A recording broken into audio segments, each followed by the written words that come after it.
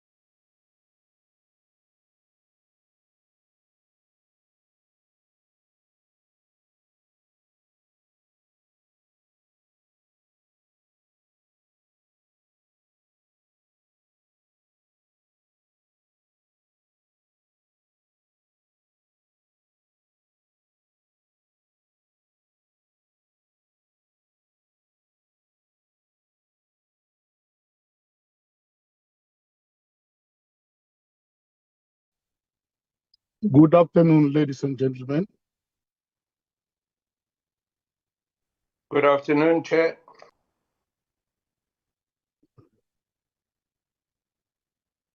Let me greet honorable members and welcome them present here today. Also greet the officials from the Department of Defense. Greet also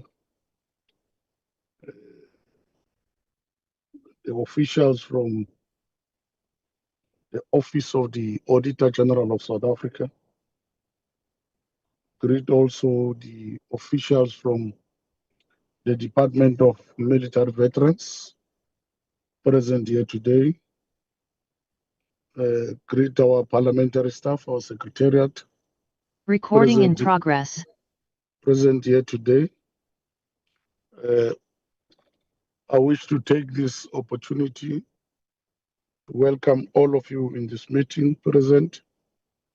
If there's anyone I've missed, it's not by mistake. It's only that the list is too long, but you are all more than welcome in this meeting, where we'll receive a report from the Office of the Auditor General for the outcomes of 2024-25. Also received the report from our office related to Project Thusano. Those are the two items we have for today. I would also like to discuss with members after we are done with all the items. On the meeting of tomorrow, I've received a lot of apologies from the Secretariat from members tomorrow. So I would want us as the portfolio committee to remain and discuss that matter, because also we have more apologies and it affects our quorum. But we can discuss it on our own after this meeting. I would not want to dwell too much into the meeting, but to allow the Secretariat to forward apologies if they are there before we get into the agenda. Over to you, Secretariat.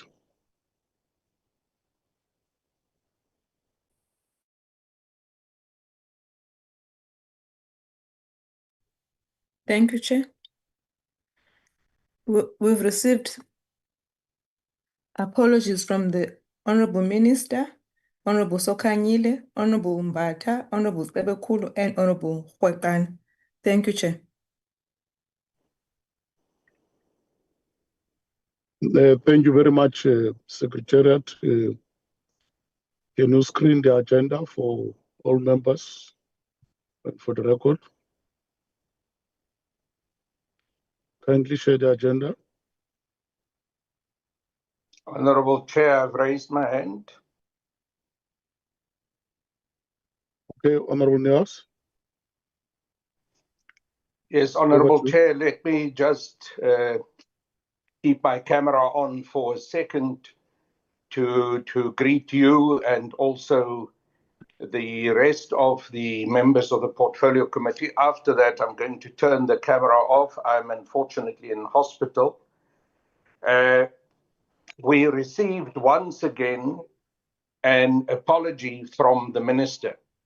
Can we please get the reason why the Minister is once again not with us on this very important topics that we have to discuss this afternoon? I hope the Minister has provided us also with the reasons why she's not able to attend this meeting.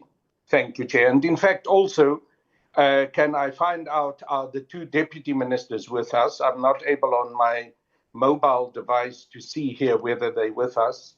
If they're with us, great. If they're not, I think we should also have a report back on the reasons why they are not with us, if they are not with us. Thank you, Chair. Thank you very much. I see the end of the whip. Before I give to the Secretariat to help us with the reasons for the apology. Over to you, Whip. Thank you, Chairperson. Afternoon to you, the Honourable members of the Portfolio Committee, and the officials that are here. No, I wanted to talk to put things correctly, Chairperson. When the secretary of the committee was saying that Honorable Kanyile has an apology, it's correct. I have logged in, I am in the ad hoc committee, but I said I will log in from 2 o'clock up to 2:45 if we are not out. Then when you see that I'm not here, know that I've gone back to the ad hoc committee. We're having a break. I wanted to bring that attention to the committee, so I'm having that apology that I will leave early in the meeting. Thank you. Thank you, Whip. Your apologies accepted. Indeed, we have seen you on TV this morning when you acknowledged by the chair of the ad hoc committee that you may be in, you may be out. But I'm happy that you are in because there's a break that side. Just for the information of the meeting, we only have 3 items: engagement with the Auditor General's office on the Defense and Military Veterans portfolio 2024-25 audit outcomes, feedback on the audit of Project Thusano, Kgala, consideration of the minutes, and closure. Can we get a mover and adopter for the agenda? I move, Chair. Honorable Nails move. Can we get a seconder? Seconded, Chair. Thank you very much, Honorable Nonteja. Can we go to the agenda items? I will now hand over to the Office of the Auditor General to present to the meeting the outcomes. Over to you, the Office of the Auditor General of South Africa. Once again, you are welcome to our meeting. Chair, I'm sorry to interrupt you. My sincerest apologies, but we requested to be provided with the reasons why the minister and also her deputies are not with us. We haven't received those reasons. Can the Secretariat please provide us with the excuses that the minister and her deputies has provided to us why they're not at this important meeting? Thank you. Thank you very much, Secretariat. Is there anything from the side? Good afternoon, Chair. Good afternoon, members. It's Dr. van Rensburg. Just on this matter, the way the BRRR is normally scheduled is of such a nature that we have a preliminary briefing by the Auditor General. So for today's meeting, it is purely an engagement between the Office of the Auditor General and the committee in preparation for the next engagements with the minister. So in that sense, an invitation was not extended from the committee to the ministers for this meeting. However, so that the committee can engage specifically with the AG during today's meeting. However, invitations were extended then for the actual engagements with the departments on the annual reports. And the apology letter that we received is not related to today's meeting, but it's related to tomorrow's meeting. So I don't know if any reasons were provided in that letter. Perhaps Amanda can expand on that. But the idea is that this is a meeting with the Auditor General, and tomorrow the ministers are present then during the engagement with the department on its annual report. That's how we envisage it, Chair, and that's how it's been done generally at Parliament. Okay, thank you very much, Doctor, for the clarity. I hope Honorable Niels were together. The apology was not for today, it's for tomorrow, so I would not want us to engage on it. Let's not. I hear you, Chair. I would have still have wanted the minister to be here, but that's fine. And for tomorrow, I suppose, once we have discussed whether the meeting for tomorrow proceeds or not, and if the meeting proceeds, we will receive the apology and the reasons why the minister is not attending tomorrow's meeting either. Thank you, Chair. No, thank you very much. I'll now hand over to the Office of the Auditor General of South Africa. Once Chairperson, do you see my hand? Okay. Honorable Atem. Yes, please proceed. Good afternoon, everybody, and Chairperson. Now, I understand that why the Minister is not in attendance today. My question then will be, will the AGs be present in the meeting when the Minister have to respond to our questions on the annual report as well as the Auditor General's report? I would hate it that, and that this is based on experience, that the AG is absent when we are asking probing questions to the Minister, and there are responses, and the AG is not there also to be asked for comment on the response of the Minister. Okay, I'm sure the Office of the Auditor General, as they come in, they can assist us on this one, because that's an independent institution. I'm sure it can answer for itself. AG's office. Thank you so much, Honorable Chair, and good afternoon to honorable members, and good afternoon to the department, as well as colleagues from the Office of the Auditor General. My name is Michelle Margaman. I'm the Business Unit Leader within the Office of the Auditor General. I am joined with me with Mbali Totsetsi. I also have Edward with me. Those are the colleagues that are in charge of the Department of Defense portfolio. I also have joined with me staff, Faku, as well as Fumulani Rabonda, which are the colleagues that are responsible for the Denel audit. We will be taking you through the presentation. The presentation will cover the department as well as the entities within the department. And we do have something separate for Denel, as it is a new entity that is joining the portfolio. But I thought it would be critical that we focus on that. My colleague Mbali will take us through the opening slides. Edward will then take us through the more detail in terms of the department, and then staff will take us through the Denel part of the presentation. Yeah. In terms of the questions. Hello. Yes. Yes. Hello, AG's office. Yeah, there was a question from Honorable Harton related to your presence in our engagement with the department and the minister. He was asking whether the office of the AG, will you be in attendance in that meeting? Or are you available for that meeting if you are to be invited by the portfolio committee? No, yes, Chair, I was just going to get to that. Yes, we will be available. We've got the schedule of when the meetings are happening. So we'll definitely make ourselves available for the specific meeting with the department. I think it's the Department of AMSCO that is joined, that we will definitely be part of that meeting. Thank you very much. It's appreciated.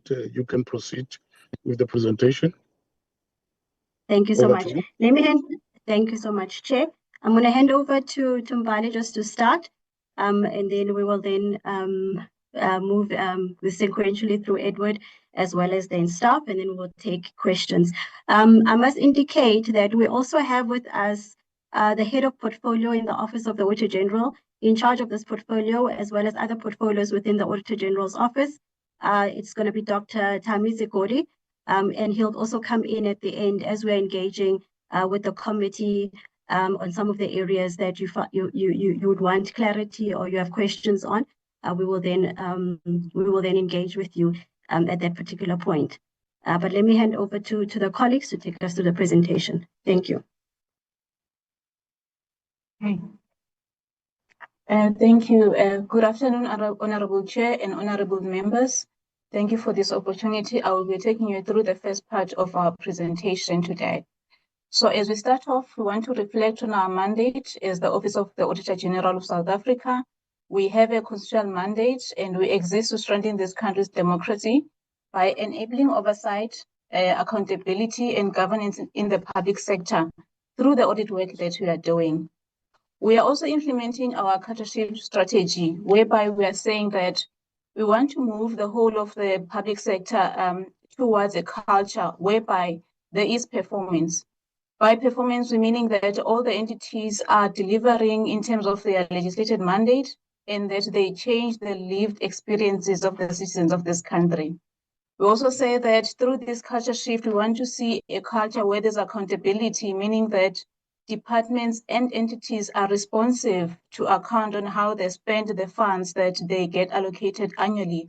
And that in doing so, where there's a need for corrective actions, they are swift in making those decisions that will ensure that they deliver on their mandates. And also in the cases where there's poor performance or there's transgressions against legislation, that they also move swiftly to ensure that they implement consequence management. We also want to see a culture where there's transparency in government, whereby departments, entities are able to report back to the stakeholders, to the oversight committees, and also to the public in terms of how they are spending their money. And as they do so, they are responding with information that is credible, meaning that it's information that does not have material errors contained in them. And they are able to demonstrate then how they've used the resources and whether they have fully complied with the laws of this country.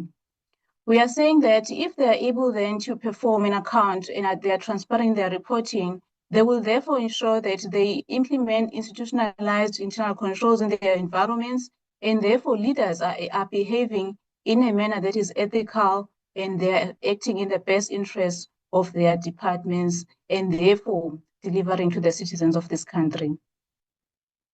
If I move to the next slide, we talk about the accountability ecosystem. And this links back to the part about performance, accountability, and transparency and integrity, because all of the role players that are contained in this accountability ecosystem have a role to play to ensure that they perform. So the officials on the ground and the senior management and even the accounting officers are there to ensure that they monitor performance by the entities and departments and taking corrective actions as they do so. Senior management in particular have a role to play in terms of reviewing information and making sure that the reports that they present to Parliament and to the public are credible reports. And then you have other assurance providers that are independent, that are there to support the accounting officers and authorities in ensuring that they perform in line with legislation. And there is the internal audit and the audit committees. Chairperson, honorable members, later in our presentation, we'll also touch on the role or how effective were the internal audits and audit committees within this portfolio. Also, what is important that I want to highlight is that in as much as you will see that our audit committees were effective in their roles, however, we found that their recommendations are not always fully implemented to support credible reporting within the portfolio. And then, of course, you have the accounting office and authority that I've touched on, who has a role, important role of ensuring that they drive the performance of the departments and their entities and implement corrective actions. But also the important role is around consequence management, which is a culture that we want to see in enforcing accountability in the country. And then you have executive authority, who is the minister, who also has a role to play to ensure that they support the portfolio to perform in line with what is promised in the annual performance plans of the departments and also the corporate plans of the entities. And of course, then we have oversight, like this portfolio committee, that then oversees the performance and calls on the executive to account on how then they've performed in line with their legislated mandate. And we, as the AGSA, we are saying that we are part of this ecosystem, where at the center of it, we converse with all the role players within the ecosystem. Because of that we do, we share the audit insights. And with those insights, we then aim to influence all the role players to perform their roles effectively and deliver and also comply with legislation.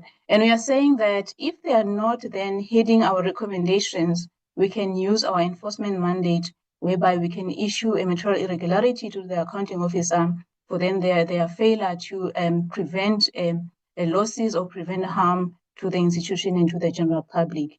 We are saying that if all the role players within this ecosystem are playing their roles effectively, there will then be service delivery to the citizens, and then we will change the lived experiences of the citizens of this country. Chairperson and members, we want to reflect now on the recommendations that we made in the previous financial year, 2023-24.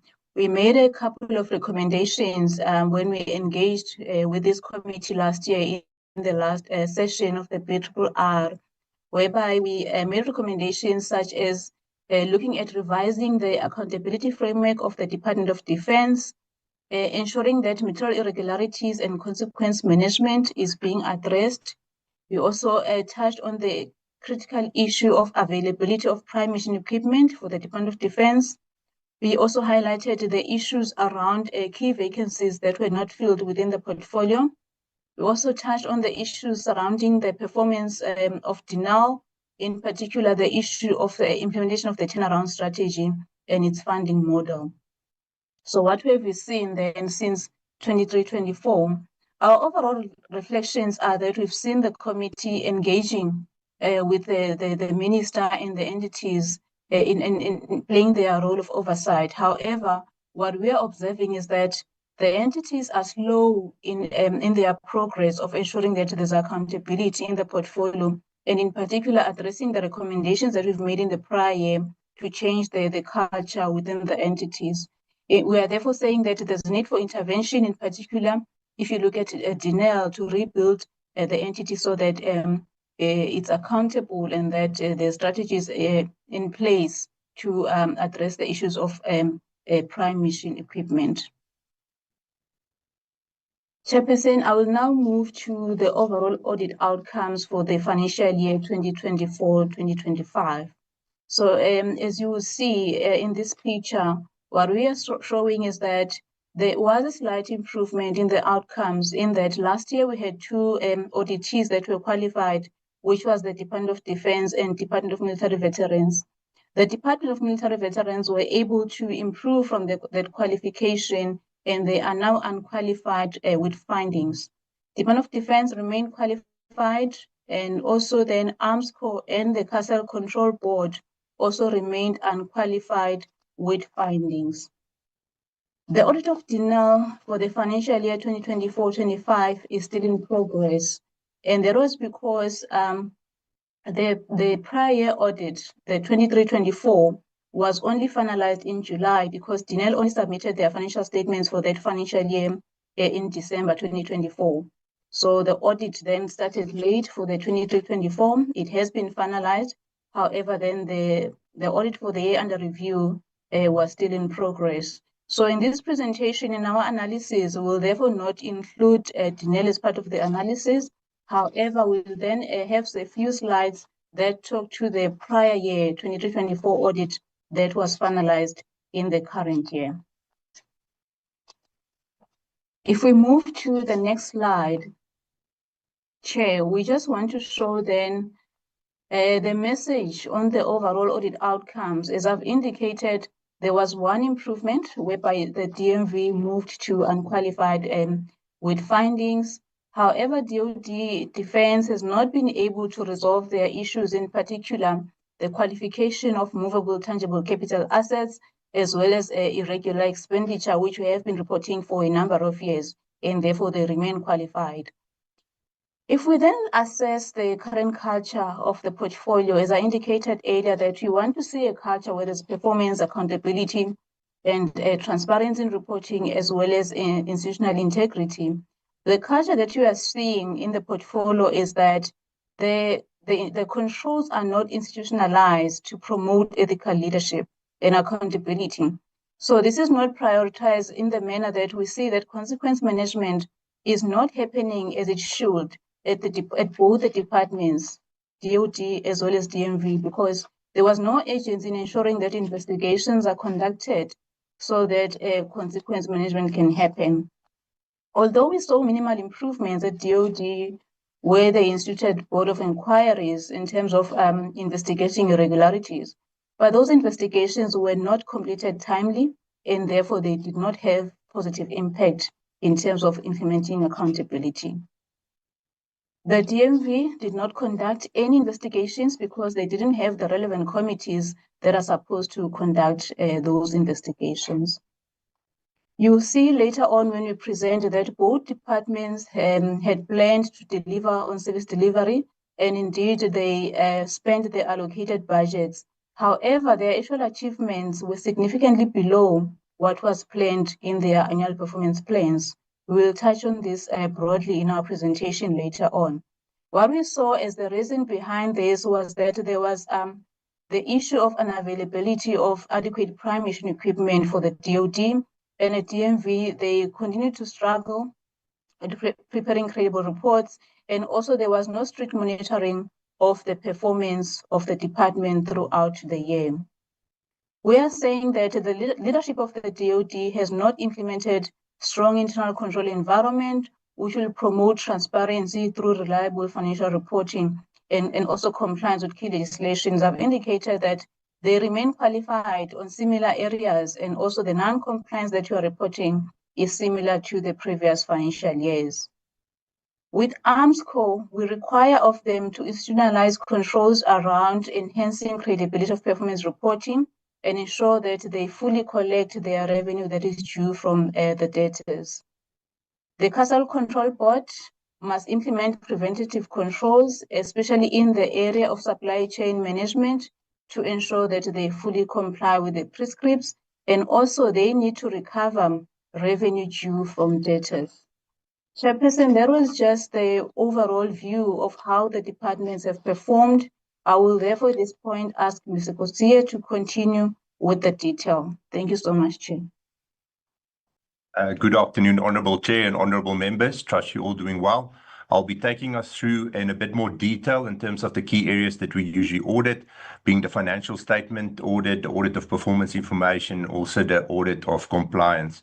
So starting off with the financial statements, Honourable Members, the picture that you see is very similar to one of the previous year. Control measures I've depicted there on the right-hand side still needs in a majority of cases intervention.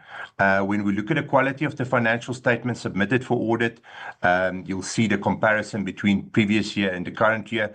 It depicts there basically between the set that's submitted to us on 31 May and the set that then ultimately gets published after we've done our audit.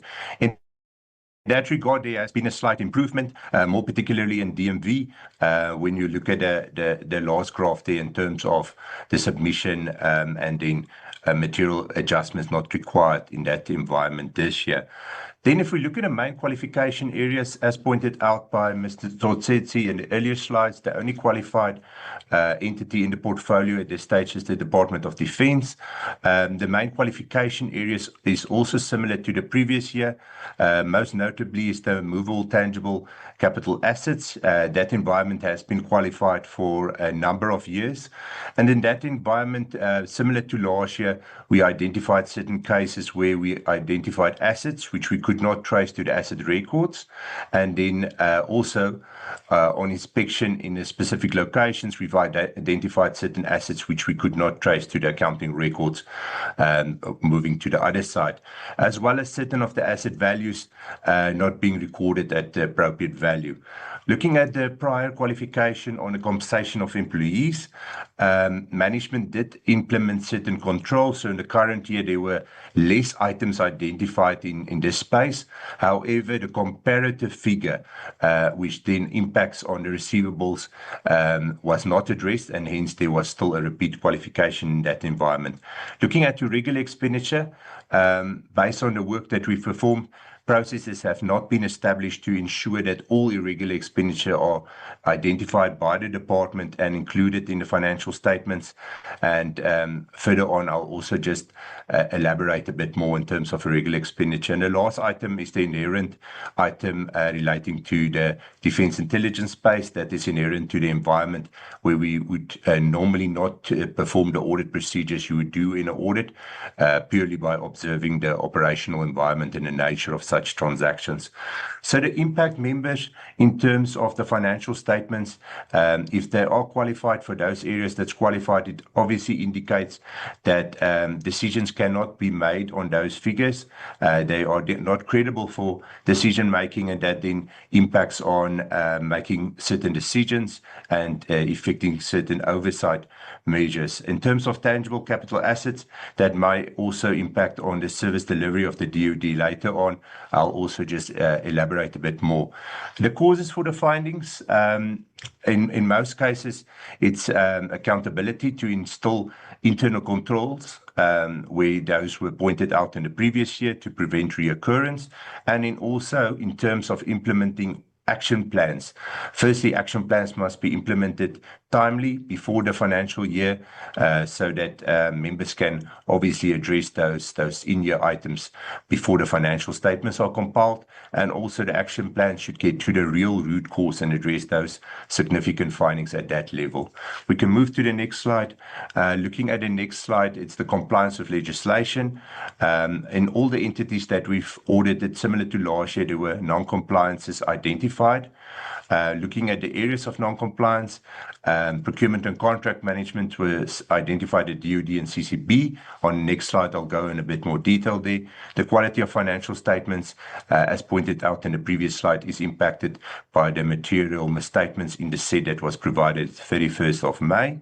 Then, in terms of consequence management, effective steps have not been taken in the departments. And then when it comes to expenditure management, which I'll go to in a bit more detail later on, that was also identified at the departments, with the asset management at DoD as pointed out, and then revenue management at the two entities being OnScore and CCB. Looking at the impact, I think it's quite important to note that repeat material non-compliances may lead to a various array of challenges being impacted in the environment. For instance, asset losses, if asset management is not implemented, irregular expenditure not identified and incurred would impact on the effective procurement and culture of accountability. And then in the case of CCB as well as OnScore, it could impact on their sustainability if revenue is not recovered in time. And in DMV space, lack of consequence management will create opportunities for irregularities to continue. We can then move to the next slide. On the next slide, I'm just going a bit deeper in the procurement and contract management space. As pointed out, it was only identified in material aspects in the CCB and DoD environment. And most of the items identified was identified in the uncompetitive, unfair procurement process environment. So we've just pointed out our findings that we've picked up, what would be the total value of those contracts. It's not necessary everything is irregular. It just points to the total value of that contract where we picked up findings in the supply chain management process. So the causes for that, what we identified at DoD is specifically maybe a lack of consequence management, procurement of officials not capacitated on effective use of the e-procure, as well as compliance with procurement legislation. What we do see in the DoD environment is members are rotated. There is also in these procurement centers, being 78 of them, a number of officials in uniform, which do move from time to time, and if not obviously trained to the extent and the environment of procurement, it could impact the non-compliances. And then with CCB, it's basically inefficient compliance monitoring and controls to pick up those items. Maybe just to point out, investigations must be instituted on these items to make sure that the goods were actually then received and that proper process is then subsequent followed if there is a regular expenditure. Moving then on to the next slide, Chair, we'll look at the unauthorized expenditure and financial health. Looking at the unauthorized expenditure, even though there was a decrease from the previous year, the figure is quite considerable, and that has various causes and impacts. So the cause for unauthorized expenditure, looking at the current compensation of employees allocation, is not assessed to be adequate to sustain the current DoD personnel and operational requirements.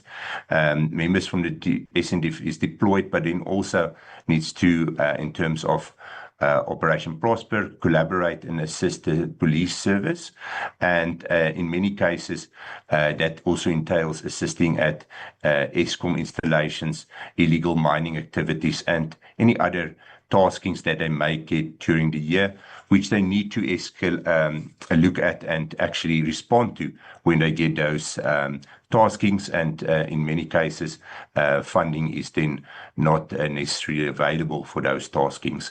Then looking at the utilization of reserve forces later on as well, there is a slide that I'll point out some of the impact in terms of the prime mission equipment. That then indicates that there's a high reliance when it comes to mandates and specifically utilization of reserve forces to deal with the requirements that's received. So the impact of unauthorized expenditure, it does put a strain on the department's budget, and then ultimately it places a strain on the fiscus and impacts government's service delivery objectives.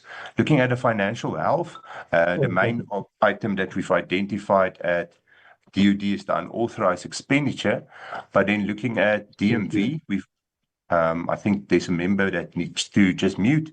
Looking at DMV, the expenditure management was identified as an area to look into. In that specific case, we've seen accruals were paid in excess of 30 days, and then we also saw credit repayment days exceeding the standard of 30 days. Looking at the asset and liability management as well, we've seen the accrual adjusted net liability position was also exceeding the total assets, and then the cash shortfall was realized as, if we realize it in terms of voted funds to be surrendered, exceeded the cash equivalence balance. Then looking at Armscor, we also identified the expenditure management items, more specifically creditor repayment days, exceeding the standard 30 days repayment. And then under revenue management, we've got the debt collection period that exceeded the norm of 30 to 60 days.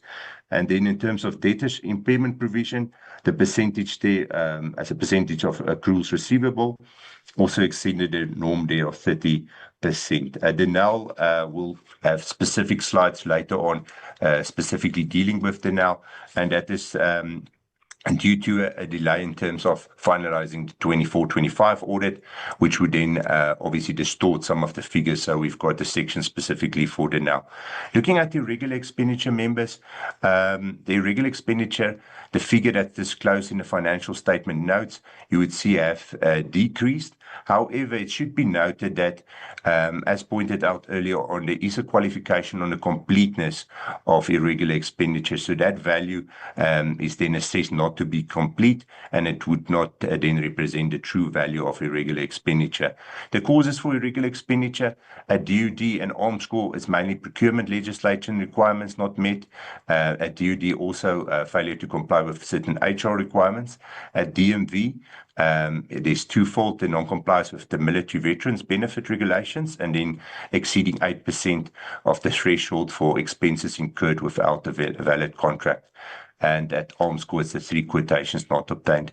So looking at the breakdown of the pillars, we've also indicated some of the key elements there, but I think most notably, members, is that there is still, as disclosed in the annual report on page 180, amount of about 473 million relating to irregular expenditure that's still being assessed. And then more detail in terms of the regular expenditure is also provided on page 13 to 14 of your briefing document, where we've also listed the top 12 irregular expenditures in the register for your further perusal if required. I'm then going to move to the next slide, being the actual consequence management on irregular expenditure. So members, in terms of the dealing with irregular expenditure, there's certain prescripts that's issued by National Treasury on the process to be followed once confirmed to be irregular expenditure. So you'll see the balance there as indicated in the 23-24 year on your left-hand side there. It's 16.6 billion. If you then follow the pink arrow down, it then gives a breakdown of that 16.6 billion, the extent to consequence management taken on that 16.6 billion in the 24-25 year. So we'll always look a year afterwards at the previous year irregular and see what actions was taken on the previous year's identified irregular expenditure. Members, as you could see then, 99% of those items have not been dealt with fully. If we then move to your right-hand side, following the pink arrow again, we looked at the top contributor that's being identified as the DoD, and we've also provided a breakdown there in terms of the entities and the departments. And then following the pink arrow again to your right-hand side, you'll see further detail. So when we look at irregular expenditure, on average, it can take up to 7 years to finalize investigations into irregular expenditure at the DoD investigations in progress. Quite a number at the DoD, we've identified 195 cases and 5 at Armscor, and then not yet investigated is a number of 481 cases where the BOI has not been timely instituted. And then at DMV, we've identified 82 cases where they have not been investigated, as pointed out by Mr. Tsetsi a bit earlier on in the presentation. It's mainly due to high vacancy rates in that environment, more particularly in the legal services, risk management and HR environment, thereby impacting the establishment of your loss control committee, hence the delay to start with those cases. Moving to the next slide, members, is then also just a reflection on the consequence management when it comes to fruitless and wasteful expenditure. Statements is quite minimal compared to previous years.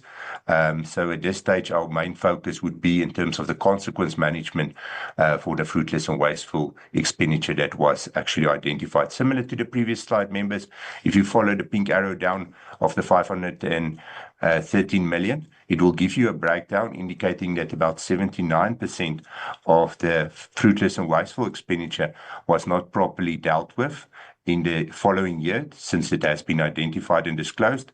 If we then follow the arrow again to the right-hand side, it does indicate the top contributor there being the DoD, and then again, if I follow the arrow to the right-hand side, it does indicate that on average in the department, it takes 4 years to finalize investigations into fruitless and wasteful expenditure. Investigations in progress at DoD is 47, 3 at Armscor, and then not yet investigated is 48 at DoD and 12 at DMV for the same reasons as indicated in the previous slide. Thank you. Then moving to the next slide, members, as pointed out earlier in the presentation, also the governance and institutional capability is fundamental as one of the key role players in the accountability ecosystem. So when we look at the accountability ecosystem, 2 key role players that's very close to the department and the processes right through the years, your internal audit and your audit committees. So in internal audit units, assessing them throughout the portfolio, apart from CCB, where they were adequately staffed as internal audit and performed the appropriate work during the year, we identified challenges at DoD, Armscor and DMV.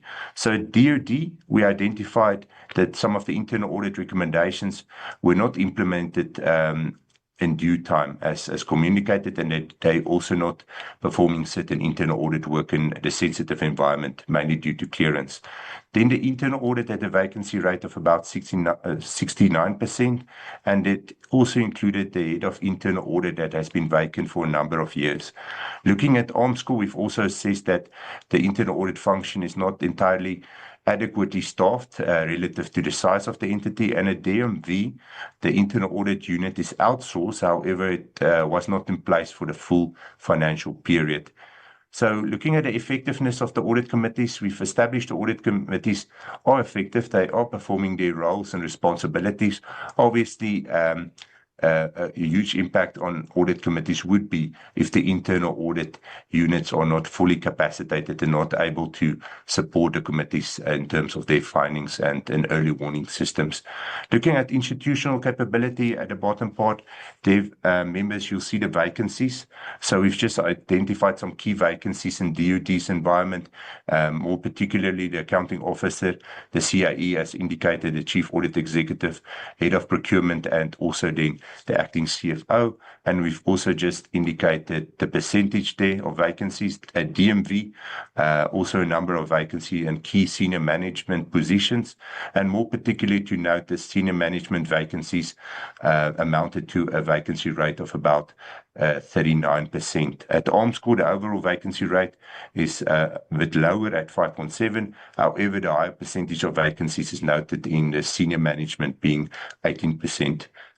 We didn't identify any key challenges in that regard at CCB.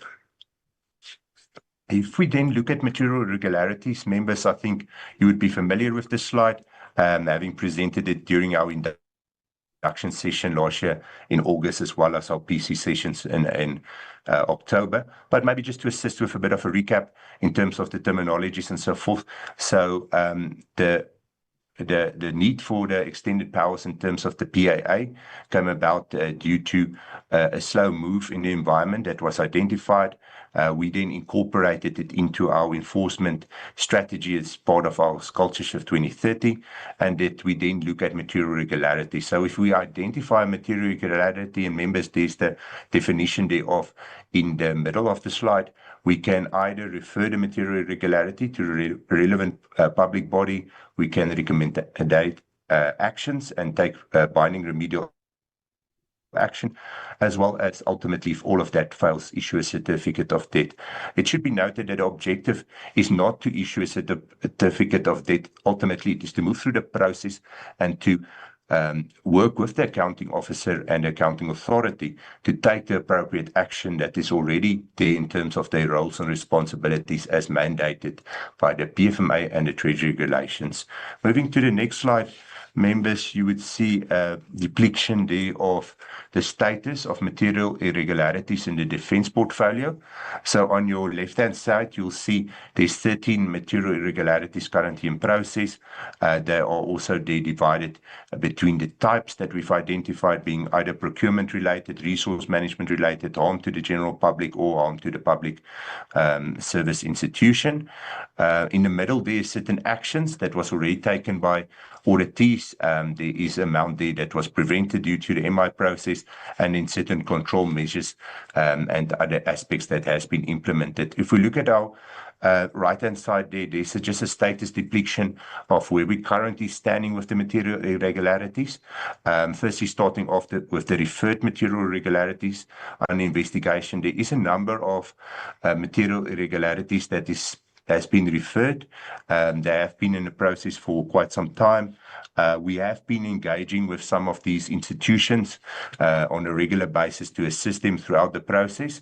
So just on a very high level, you do have the asset management contract, that's the SIU, the unoccupied lease payments that was paid for unoccupied buildings there at the public protector, the unfair awarding of the fuel contracts, that's at the Hawks, and then also the non-usage of medical equipment at 2 mil, that's at the public protector, and then also one that moved from the previous years, the no measures taken for remedial environmental contamination, that has been referred to Department of Forestry, Fisheries and Environmental Affairs.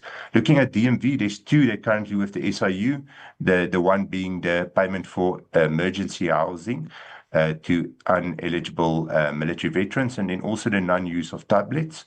And then if we look at other active material irregularities at the DOD, we've got non-usage of medical equipment at 1 military hospital. That's currently in the remedial action for the accounting officer to refer to the state attorney and to identify if any member can be held liable in law. Then there's a new MI that was recently issued. It's on the uneconomical and unsupported payments made to a third party on a purchase of a building. So, Chair and members, that one at this time of compiling this presentation, the notification was issued to the accounting officer, and at that point in time, we awaited the feedback. We did receive a response on Friday, the 3rd of October, which is then currently being assessed. And then looking at the other environment of DMV, there's also the non-usage of machinery there. That's at recommendation stage. And at the now, there's 2 MIs, the one being issued as ICT environment failures that led to data loss, as well as financial statements that were submitted that were not credible and they were not supported by appropriate records. So both of those are inappropriate actions. The department or the entity is busy implementing internal controls in those spaces. So it's recommended to the committee to continue to actively engage with all the role players in the accountability ecosystem to ensure that appropriate measures are taken in terms of resolving these MIs, and that in terms of outcomes that indicates financial loss, that consequence management is taken against identified officials. I can then move to the next slide and the next segment. The next segment is specifically looking at the service delivery members. We do, in terms of our culture shift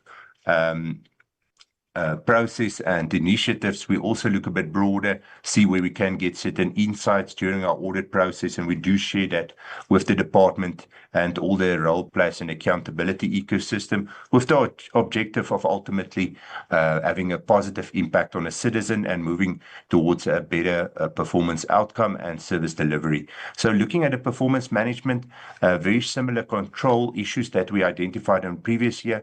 We did, however, see some improvement when it comes to the quality of performance report. I think most notably, since submission, the DoD was able to appropriately address the findings and make adjustments to the performance report. So there has been some positive move from the previous year, which is commendable. Then looking at the key findings, we've identified key findings in the space of ARMSCOR and DMV. At ARMSCOR, specifically on Goal 6, it relates to the dockyard, and at DMV, it is Program 2.3 that is specifically indicated to have material findings, and that mostly related to supporting documents not being available or did not corroborate the actual reported achievements to the extent that it could be verified through the audit process. So if we look at the impact at DMV, if the procurement or the performance achievements were not reliable, it could have an impact that obviously the service delivery to military veterans are not taking place. And in ARMSCOR's environment, if there's unreliable reporting on the dockyard performance indicators, it does impact on the Navy's ability to measure the output they receive from ARMSCOR. So in terms of the causes for the findings, in terms of ARMSCOR, it's relating to the oversight that wasn't exercised to ensure that the reported achievement was supported by appropriate supporting evidence. And then for DMV, it is also not establishing adequate systems and processes as well as controls for recording and measuring the performance. I'm then going to move to the next slide, Chair and members. In terms of the next slide, the picture is very similar also to last year. You would see a notable amount of indicators and targets not being achieved, more specifically at DoD and DMV. It should also be noted that DoD, we do audit the classified targets, so we also incorporate that in our percentage when we do the calculation. So as pointed out, if DoD has quite a number of targets that's not being achieved, it obviously impacts on their mandate and to achieve the mandate. And a number of the targets are impacted by the availability of your prime service or your prime mission equipment that I'll also delve in a bit later. DMV, there's some delays with service delivery to military veterans if the objectives and the outputs are not achieved. We've also just listed on the right-hand side some of the indicators and targets where we identified issues. I'm not going to go through all of them, members. Thanks. Moving to the next slide, members, you'll recall we did have some of those graphs last year as well. We've expanded it a bit more and also took into account the latest year to see what trends we do pick up. So maybe starting with some good outputs. When we look at the SA Navy, you'll see the end of that graph just picking up a bit from last year. We've seen an increase in sea hours, and we've also noted the new inshore patrol vessels. That is a success story that we saw procured through ARMSCOR. The project was completed in time within budget. And I think that contributed to some of the increase in sea hours in the current year. However, if we look at a trend over the last 12 to 13 years, the trend is still staggering in terms of the decline in sea hours. declining by approximately 49% from about a decade ago. And that does impact on the ability of the Navy to fulfill obviously their objectives. And then also that is exacerbated further by the dockier's aging infrastructure, some delays in FIS being approved for spare parts, and as well as skills locally to address the maintenance requirements. So the impact thereof, obviously, it does impact in terms of the DoD's ability to protect the territorial waters as outlined in terms of the objectives that's set for the year, and also some of the other key indicators that has been set at the beginning of the year. Looking at the next item is your number of flying hours that we looked at, specifically there delving in procurement and contract management, which is the main driver for the impact on the flying hours based on our work. So we've seen an overall decline in the force employment hours, which continued. So quite a drastic decrease compared to a number of years ago. That is further impacted by the poor project and also procurement and contract management contracts, more specifically at Denel and DoD, that has resulted in a number of aircraft being grounded. And in terms of the conditions of the contract not being fully complied with in the Denel environment. So the impact thereof obviously does impact on the air capability in the DoD environment and the ability to ultimately perform certain of the key objectives and protect the airspace of the country. Looking at the next item there is just the reserve force days. I did touch on it earlier on. We are seeing an increase in demand days, and that could be exacerbated or increased mainly due to the increased demand for operational requirements to support unfunded operation. But further to that, also the non-availability of the top two items I've just mentioned, and as well as other equipment, then relying basically to a reliance on manpower. So we do indicate that the focus should be placed on acquisition of military technology to reduce the over-reliance on the Defence Force members. The impact thereof, we've also seen at the border specifically, where there's certain cases, unfunded operations in terms of supporting the police service, requiring relocation of troops stationed at the borders to assist with some of those operational requirements. And the impact on the mandates does have an impact on the compensation, and also it does basically continue on a trajectory if the prime mission equipment is not properly maintained and addressed in this regard. Then, as pointed out earlier in my presentation, Honourable Chair and members, the asset management environment is of concern to us. We have identified qualifications in this environment for a number of years.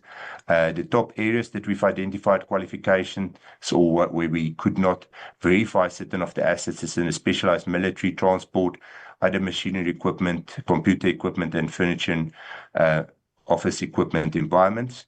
So some of the main areas that we identify where we could not basically verify the assets is, as pointed out there in the pictures as well, 2 Roy Cuts, 6 Mamba MK3s, and then 2 SAML vehicles, which could be at various locations, not at a location pointed on the register. So that could reduce the capability of the DoD to fulfill its mandate if the assets could not be located at a specific locations. I'll then move to the next slide. Thank you very much, Chair. Looking at the next slide, and it does touch on point 4 of the agenda as well, Honourable Chair, and it does also provide certain feedback on the March, I think the 12th of March session we had with yourselves, where we discuss project Thusano and the following project Kgala. So maybe just in terms of background, in 2012, the DoD entered into a bilateral agreement with the government of Cuba to establish defense relationships between the two entities and parties. This agreement then gave rise to the project Thusano, and as pointed out in the previous presentation in March, the project was then assessed to be irregular. That lapsed in January of this year. The department then entered into another project termed Project Kgala in February 2025, earlier this year. And as requested by the committee and in line with our audit work, we did perform certain work on it during our audit. So maybe just to highlight again, similar to Thusano, the bilateral agreement provides for any relationship between the parties, but it must be subject to each party's domestic laws. So it cannot supersede the domestic laws of both of the countries. Similar to Project Thusano, we identified certain non-compliances with the domestic laws in relation to the processes followed for Project Kgala. So the key findings is depicted there as well, Honourable Chair and members. I'll highlight them on a high level. The department did not provide a thorough market analysis that should have been done prior to the conclusion of the contract in terms of Treasury regulations. We could not be provided during the audit with a delegation by the accounting officer to commit the department to the contract. That is also a requirement by Treasury regulations. There was insufficient evidence that services could not be provided by any other service provider to support a deviation. So for the benefit of members, before you deviate, part of that process is to indicate that there was no other service provider in the market that could provide the services, hence the requirement to deviate. And the cost benefits analysis was not done to establish the full cost of the project, and that was not disclosed in terms of totality, as there's certain supplementary costs also involved with the project that would add to the value of that contract. And then we could also not get a declaration of interest. For the benefit of members, I can also refer the members to page 32 to 34 in your briefing document for further details and explanations. Then in terms of our culture shift initiative, we've got certain key areas that we do focus on, and safety and security being one of the most important ones. And in that environment, collaborating between various departments, being between the DoD, BMA and South African Police, we did do certain work in terms of border safeguarding. So members, as you're quite aware, the Defence Force is deployed as part of Operation Corona, but in further to that, they also support the police with the Operation Prosper, and that could be any requirements inland as well to support that operations. But when we went out to certain border visits and had some engagements with operational staff and observed certain processes on the borders, we did identify certain areas that management and members in the accountability ecosystem can consider in the broader collaboration between all these entities to strengthen that environment. So the first one, there was a lack of formal standard operating procedures, specifically at operational level at the border, to coordinate the day-to-day operations and collaboration between the border management authority, SAPS, and then overlapping with the DoD. And that could lead to overlapping of functions and silo operations in that environment that could maybe be enhanced to be more effective. Then delayed in procurement of prime mission equipment. It has been noted that there's limited availability of technology, such for instance as drones, radars, and so forth along the border, that could drastically enhance the operation and obviously support the initiative and lighten the reliance on troops and members to fulfill that function. Looking at the increased number of funded commitments, I think that does have an impact, as pointed out. Some of those members at Corona need to respond to Prosper requirements, and hence then it does impact their availability. And then the items that have been with us for a number of years is the availability of serviceable vehicles, supply of diesel, maintenance, and availability of air capabilities on the border does impact and hinder the effectiveness of some of those operations. Moving to the next slide, members, I'm going to also highlight the insights we identified at the Department of Military Veterans this year specifically. As the military veteran benefits are dependent on the members being registered on the database, we spent quite a bit of time and effort to isolate and identify insights specifically regarding the military veterans database. So on your right-hand side there, members, you'll see figure 1. We've also just highlighted there where the spread is between military veterans between provinces. If you look at a blue block in the middle there, it also gives a bit of explanation on figure 1. It shows that the total number of 518 military veterans are in the database, but more specifically 5,400 military veterans records are still being updated and needs to be verified. So that does have an impact in terms of the data integrity, the delays in accessing benefits, and then it's recommended that the data cleansing should be expedited. Looking at figure 2, members, in summary, what we do see there is that approximately 60% of military veterans on the database is below the age of 60. And that is mainly, if we look at the Defence Act at the top side there, it provides for military veterans, can be part of two options. It can either be a statutory force or a non-statutory force members. So the statutory force members are members that served in the National Defence Force, and the non-statutory force is members that were part of the liberation of South Africa. And then based on this criteria, which is the criteria to establish if you qualify for a military veteran to be added to the database, members can be added to the database as indicated there in the green block in the middle, based on that criteria. And then 60% of those members currently is in the age range of being younger than 60. It's therefore recommended that strategies should be enhanced to enhance employment placements and business support for those members, because the outcome of that obviously would be that there would be self-sufficient military veterans, and it will reduce the pressure on the department's budget. Also looking at the database then on your right-hand side in the other green block, members, and again, as indicated, the database is the key a critical entry point to get benefits as a military veteran. Looking at the environment, similar to last year, we identified that the military veteran database is on a shared drive. So it's an Excel-based document that's shared on a shared drive, and that can be compromised in terms of its credibility, as members can have access to it. It can be then edited, or there could be items added or deleted.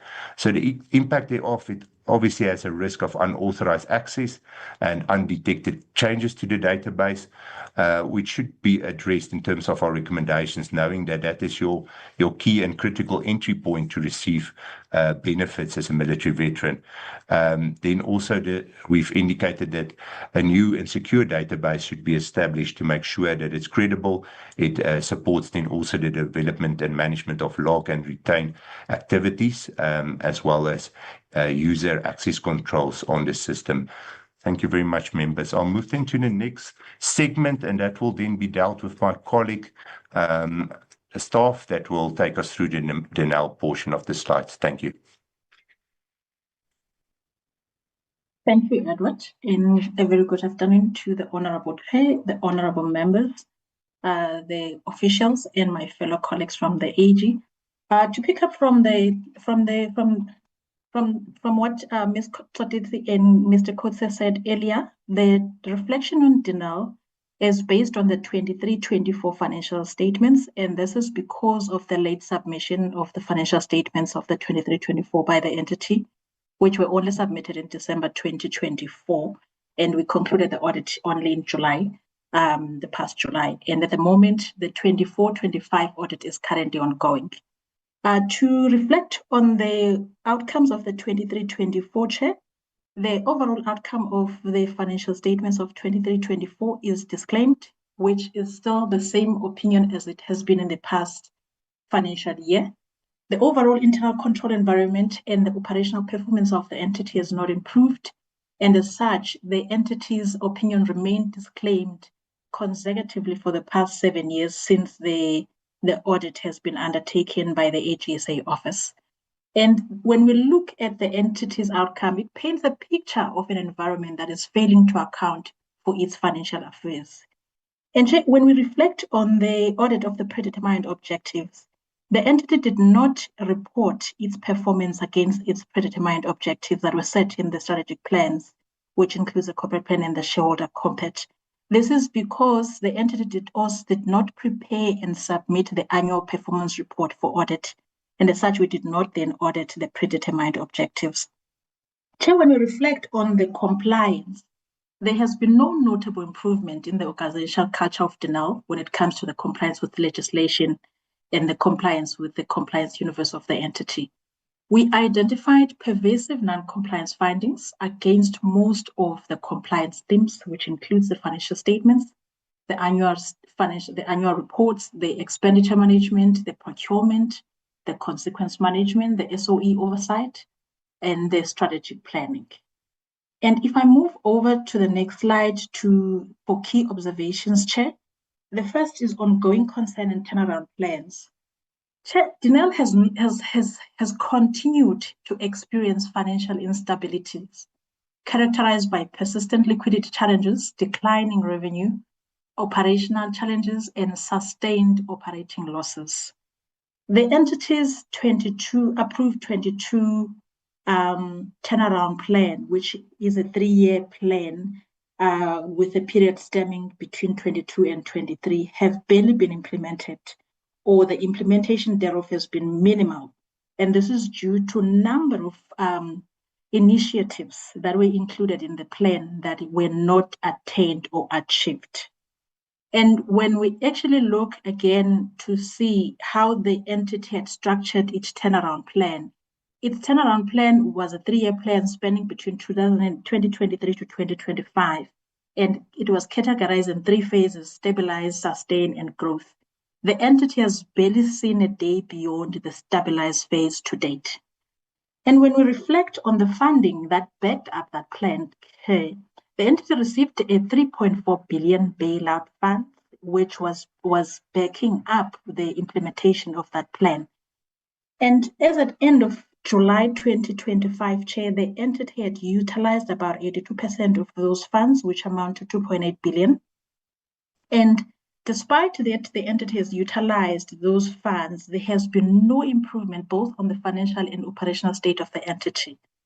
And we noted that as well, that the entity utilized significant amount of those funds to pay the legacy debts and also to pay the unintended or non-approved operational cost. And that signifies or highlights the ongoing dependency on external funding due to the fact that the entity is not able to generate its own funds.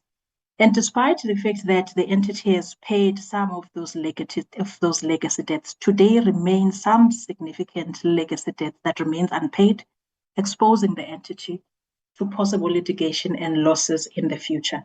And Chair, when we look at the governance failures within the entity, we have raised material irregularities within the space. The first one, Chair, relates to the credibility of the financial statements. As we have reflected the audit opinions of disclaimers in the past 7 years, we raised a finding that talks to the financial statements that are submitted that are not credible and are not supported by adequate source documentation, which thus creates a harm in the entity's operations. And the second material irregularity, Chair, relates to the inadequate measures that were implemented to address the ICT failures, weaknesses, and deficiencies within the space that resulted to the entity experiencing a cyber vulnerability that led to data loss. And so when we reflect again to the entity's bankability, which is a decree, or we reflected on the decree to which the financial market and the institutions relates to the entity, we noted that the financial institutions, they have become increasingly hesitant to do any business or have any positive relations with the entity. And as such, some of these institutions have withdrawn their financial support or would issue stricter conditions when they issuing the financial support to the entity, such as cash collateral. And on another instance, we noted that the Fitch Ratings, which is the agency that does the rating for commercial purposes, they withdrew their ratings for Denel, citing the commercial purposes and the risk of default. And so when we looked at the overall impact of these things, is that they pose a threat in the entity's possibility or in the entity's long-term commercial viability and operational sustainability. Thank you, Chair. This is the reflection on Denel. I will hand it over to Ms. Todetse to present the overall message to the committee. Thank you. No problem. You're welcome. Thank you, Chair. I'm going to take you through the rest of the presentation, and this is just to summarize the overall root cause and recommendations. Primarily, the recommendations we gave to the accounting officer, as well as the commitments that we had proposed to the executive authority. And you'll see on the last slide, we have also included what we propose the committee could also assist us with to improve the audit outcomes. If you look at this presentation, the key root causes that we've identified is the slow progress in implementing the action plans, recommendations, and strategies. If you look at the findings that we've raised and the audit outcomes, specifically for the defense portfolio, the defense itself, as well as Denel, you'll see that these are repeat findings. There's no new findings, and we're saying that we've communicated these, however, we're not necessarily seeing any action being taken. In terms of consequence management, we've highlighted this one specifically because this speaks to the culture as well, because the longer you take to implement consequences, you're almost allowing for a culture where transgressions are just allowed to happen, and nobody's held accountable for those. So we are still advocating, and we're still saying that this is a root cause. And the vacancies in the key positions are also key to the control environment. The recommendations that we have is that leadership must take decisive action to strengthen the internal control environment. Another one, we're saying that there must be strategies on the prime mission equipment, and these must be implemented, focusing on investment in military technology advancements. We are moving into a new kind of world. Therefore, we need to also look at the prime mission equipment that we have as strategies, as also what is the future looking for our military force. Accountability, we're saying that they must address the material irregularities that we have. We do have quite a few that are either sitting with the SIU, but we do have some that are within the accounting officer, and the key vacancies must be filled without delay. I think these have been long vacant, and they're also impacting the control environment. The executive authority, we've also given commitments to. They are quite similar to the key recommendations, because they need to then work together with the department and the leadership there to make sure that all the improved audit outcomes. On the last slide for the portfolio committee, we just have a preamble to say that the purpose of the defense is to defend and protect the Republic of South Africa, and make sure that we're able to protect ourselves. And we highlight the following recommendations that we believe are critical to shift the culture of the portfolio towards performance that is fully aligned to this mandate, and accountability, transparency, and institutional integrity. The first one we're talking about is the strategies and actions to address challenges posed by the unavailability of prime mission equipment to improve service delivery. We did note that in the annual report, the minister did talk about the future. There are a few policies that are currently still under development, and we are saying that if the committee can also track how far these policies are, and if they are getting finalized within the timeframes that they need to be finalized. We're also saying that we need to the portfolio committee to engage the executive authority and the accounting officer on the delayed revision of the DoD accountability framework, including the departmental delegations. In terms of the internal control and oversight, we're saying to the portfolio committee, if you could also monitor the progress made by the accounting officer and the authorities in resolving material irregularities, including the progress on investigations conducted by other public bodies to enforce recovery of financial loss and prevent any other future financial loss for recovery. We are also asking the committee to monitor the accountability by key role players for the delays in the implementation of audit recommendations and turnaround strategies, specifically on Denel. We're also asking the committee to engage the executive authority in filling the vacancies within the department. So we've actually summarized in this in this presentation on this last slide what we are suggesting or proposing to the committee that could also assist in improving some of the key issues that we've identified in the department. Chair, I'm going to hand over to you. The team is here. And you've also seen that in the presentation, we did include what we've done on Project Kgala so far since it started in February, what we've observed in terms of the contractual arrangements. So I think we also covered that aspect of the agenda. But the whole team is here to be able to engage and also take questions from your side. Thank you, Chair. Thank you very much for the presentation. I think it has covered item 3 and 4. Then we'll allow discussion before we move to the minutes. I would request members who would like to ask questions to raise their hands. Allow the team also from the AG's office to answer both on DMV and DOD and all our entities, including on Project Kgala. Let me see the hands from members. Honorable Niaus so far. Will allow Honorable Niaus ask his question. Over to you, Honorable Niaus. Thank you, Chair, and let me thank the Auditor General's Office for the detailed report that they've given us. Okay. You'll be followed by Honorable Hate. Okay, Over Chair. to you. I said I thank the Auditor General's Office for the detailed report that they've given us.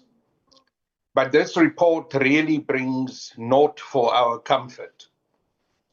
Because what I heard recurring in what has been said to us today is it is very similar to the report that we've given you last year. And of course, that is very disturbing because it means that there has been a lack of follow-up.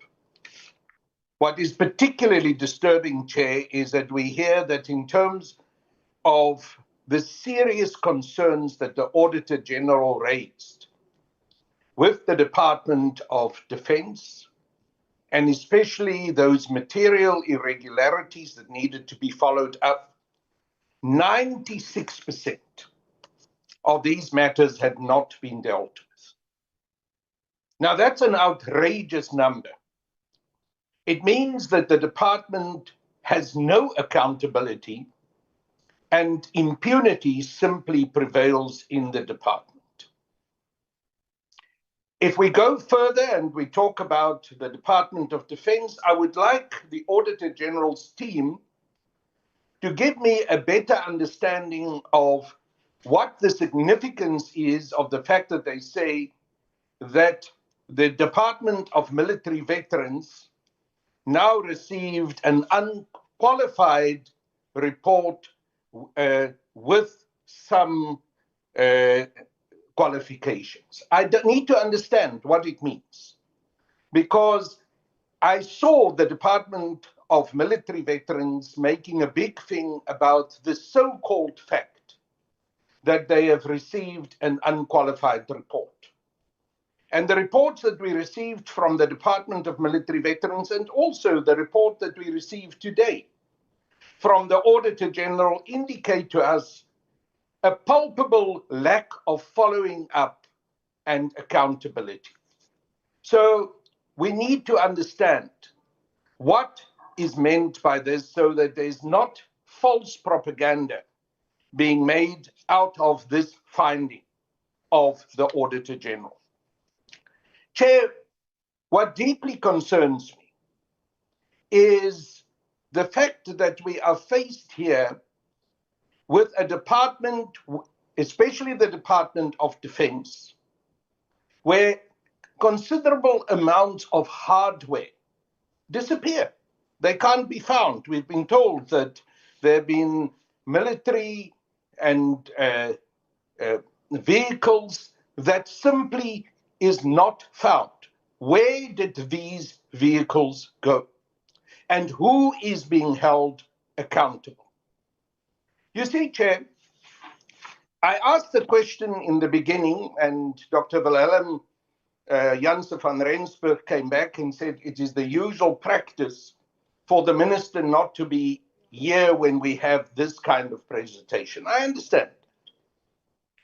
But what I don't understand is the lack of follow-up from the side of the executive in making sure that the very serious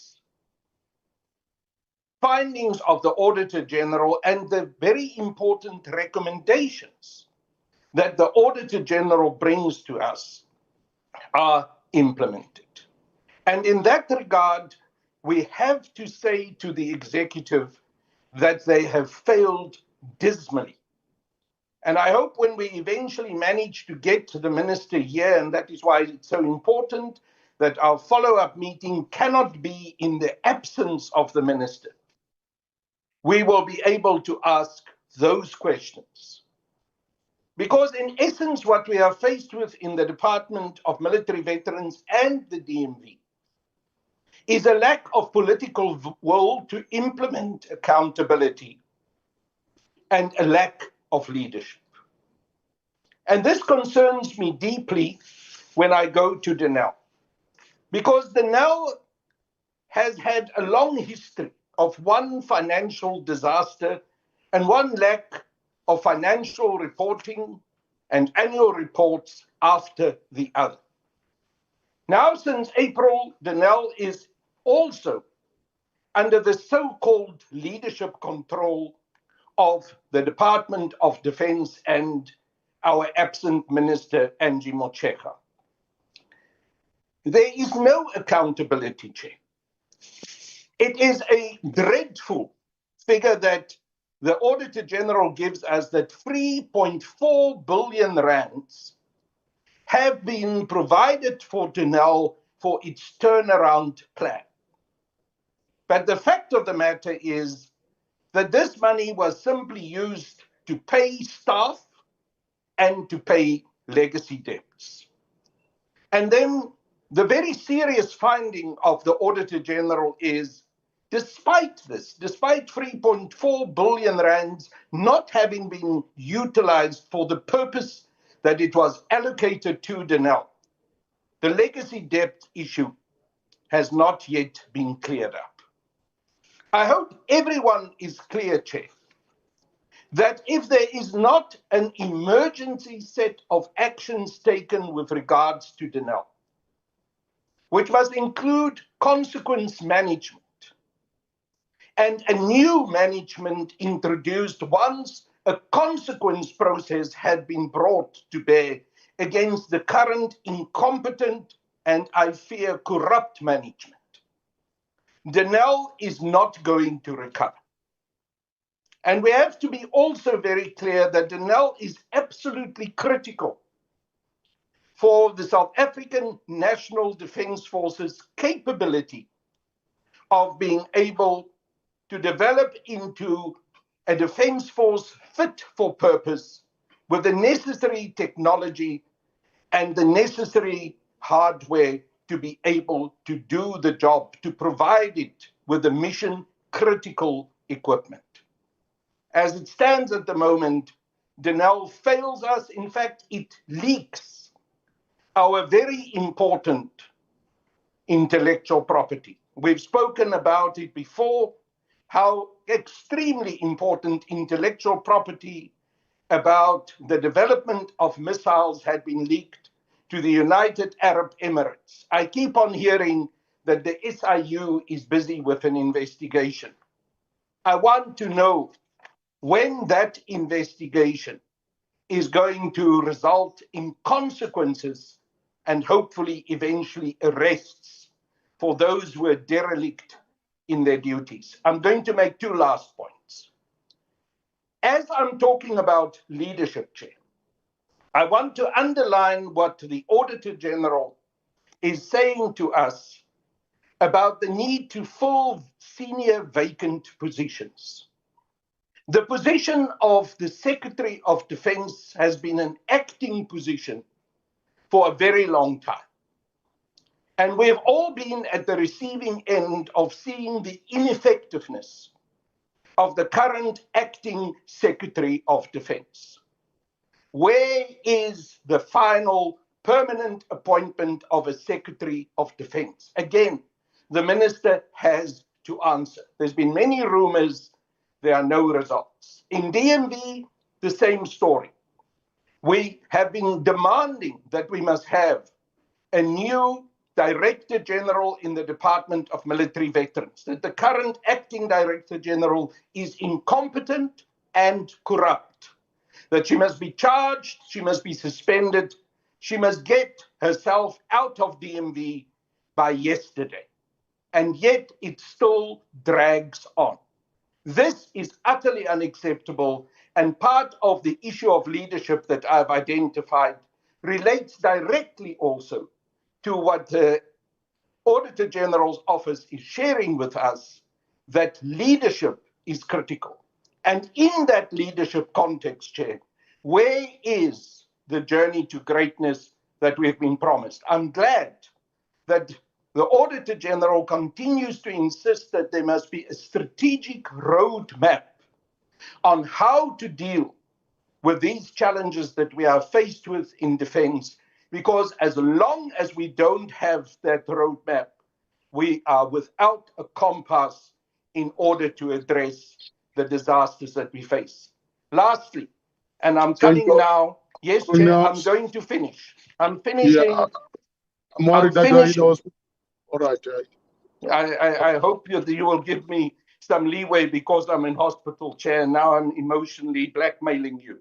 But anyhow, lastly, I want to refer to the references that the Auditor General made about Project Thusano and Project Kgala.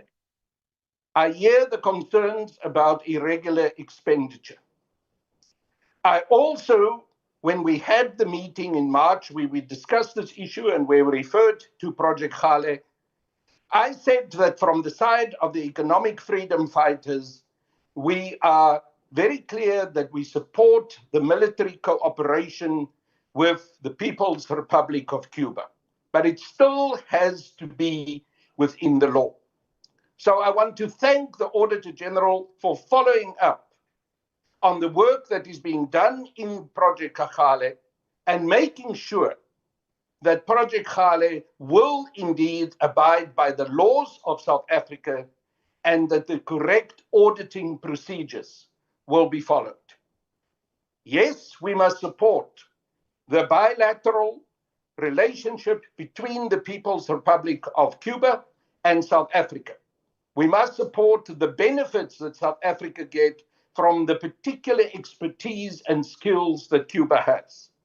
But it has, and here I want to underline it because the EFF is consistent about such matters, it has to be within the context of proper auditing procedures, and it has to fall within the ambit of the law.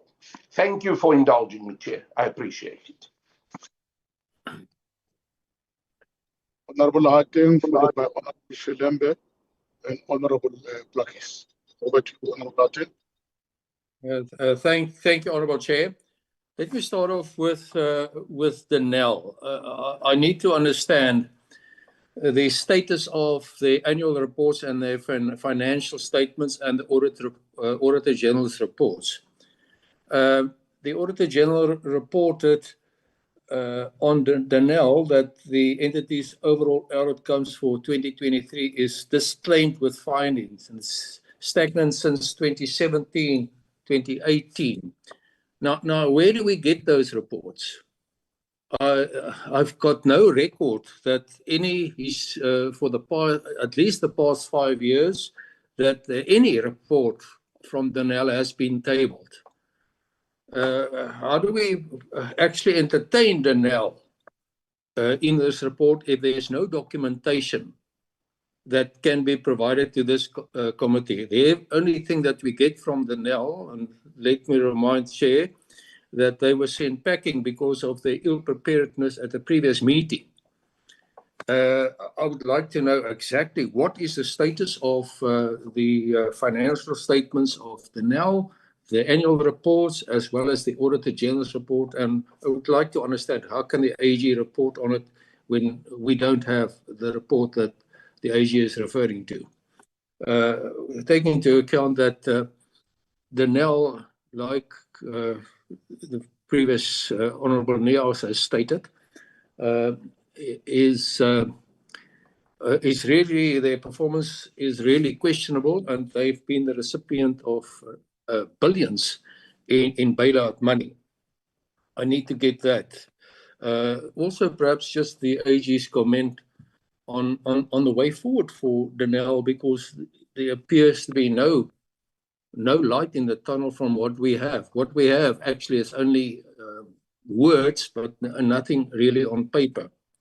Chair, then on Kgala, Thusano Kgala, are we getting can I just perhaps indicate, are we getting a separate presentation now on Kgala and Thusano, or is this it?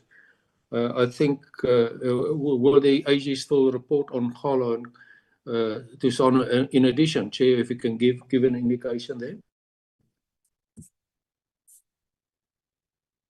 Thank you, Honourable Acton. I thought the AG highlighted contractual problems on Yes, Kgala and but Thusano, yes, which that we've heard, but I would like to know whether we are getting a more in-depth report on Kgala and Thusano, or is this what we have received? Is that the total? I can get an indication from the AG's office whether is there additional in-depth information they would want to share with the committee on it. AG, can I get an understanding from you? All right. Thank you, Chair. In terms of project Thusano, we had already provided the committee in the previous previous briefings that we've had with all the work that we've done in terms of project Thusano. What we did is that project Kgala started then in February. So we looked at the contractual arrangements and not as yet looked at the how it's unfolding, because that would be in the 2025-26 financial year. So next year we'll be able to come and report on how it's actually the expenditure that is unfolding, something similar that we did for project Thusano in the previous year. But what we've also done, Honourable Chair and members, is that in the briefing document that we also attached with the presentation, we've also highlighted a bit more in terms of the findings that we have on the presentation. So if you look at the market analysis for Project Kgala, we put in a bit more detail in terms of what is it that we're not happy with. We also did a comparison that the department has given us in terms of what was in Project Thusano and Project Kgala. So that is also sitting in the briefing note. But in terms of the audit work that we did, we mainly focused on the contractual arrangements, because that would have what would have impacted in the 2024-25 financial year. So the similar work we did with Thusano, you will then see that next year, because that will impact the financial year that is currently unfolding. I hope that helps. Yeah, it certainly helps. Thank you, Chair. Now, let me start by saying there's no such a thing that we have to support the Cuban relationships. Let's call it the Cuban obsession, because what we have seen over the years at almost every treasury regulation and also the PFMA, Public Finance Management Act, that clause that can be transgressed in this relationship has been transgressed, and this is also a constitutional transgression, specifically Section 217. And so my question then would be, is there any indication that the legal breaches that were happening with Thusano has been addressed in the Kgala contract? Also, Thusano was a major contributor to irregular expenditure for the department, as well as fruitless and wasteful expenditure.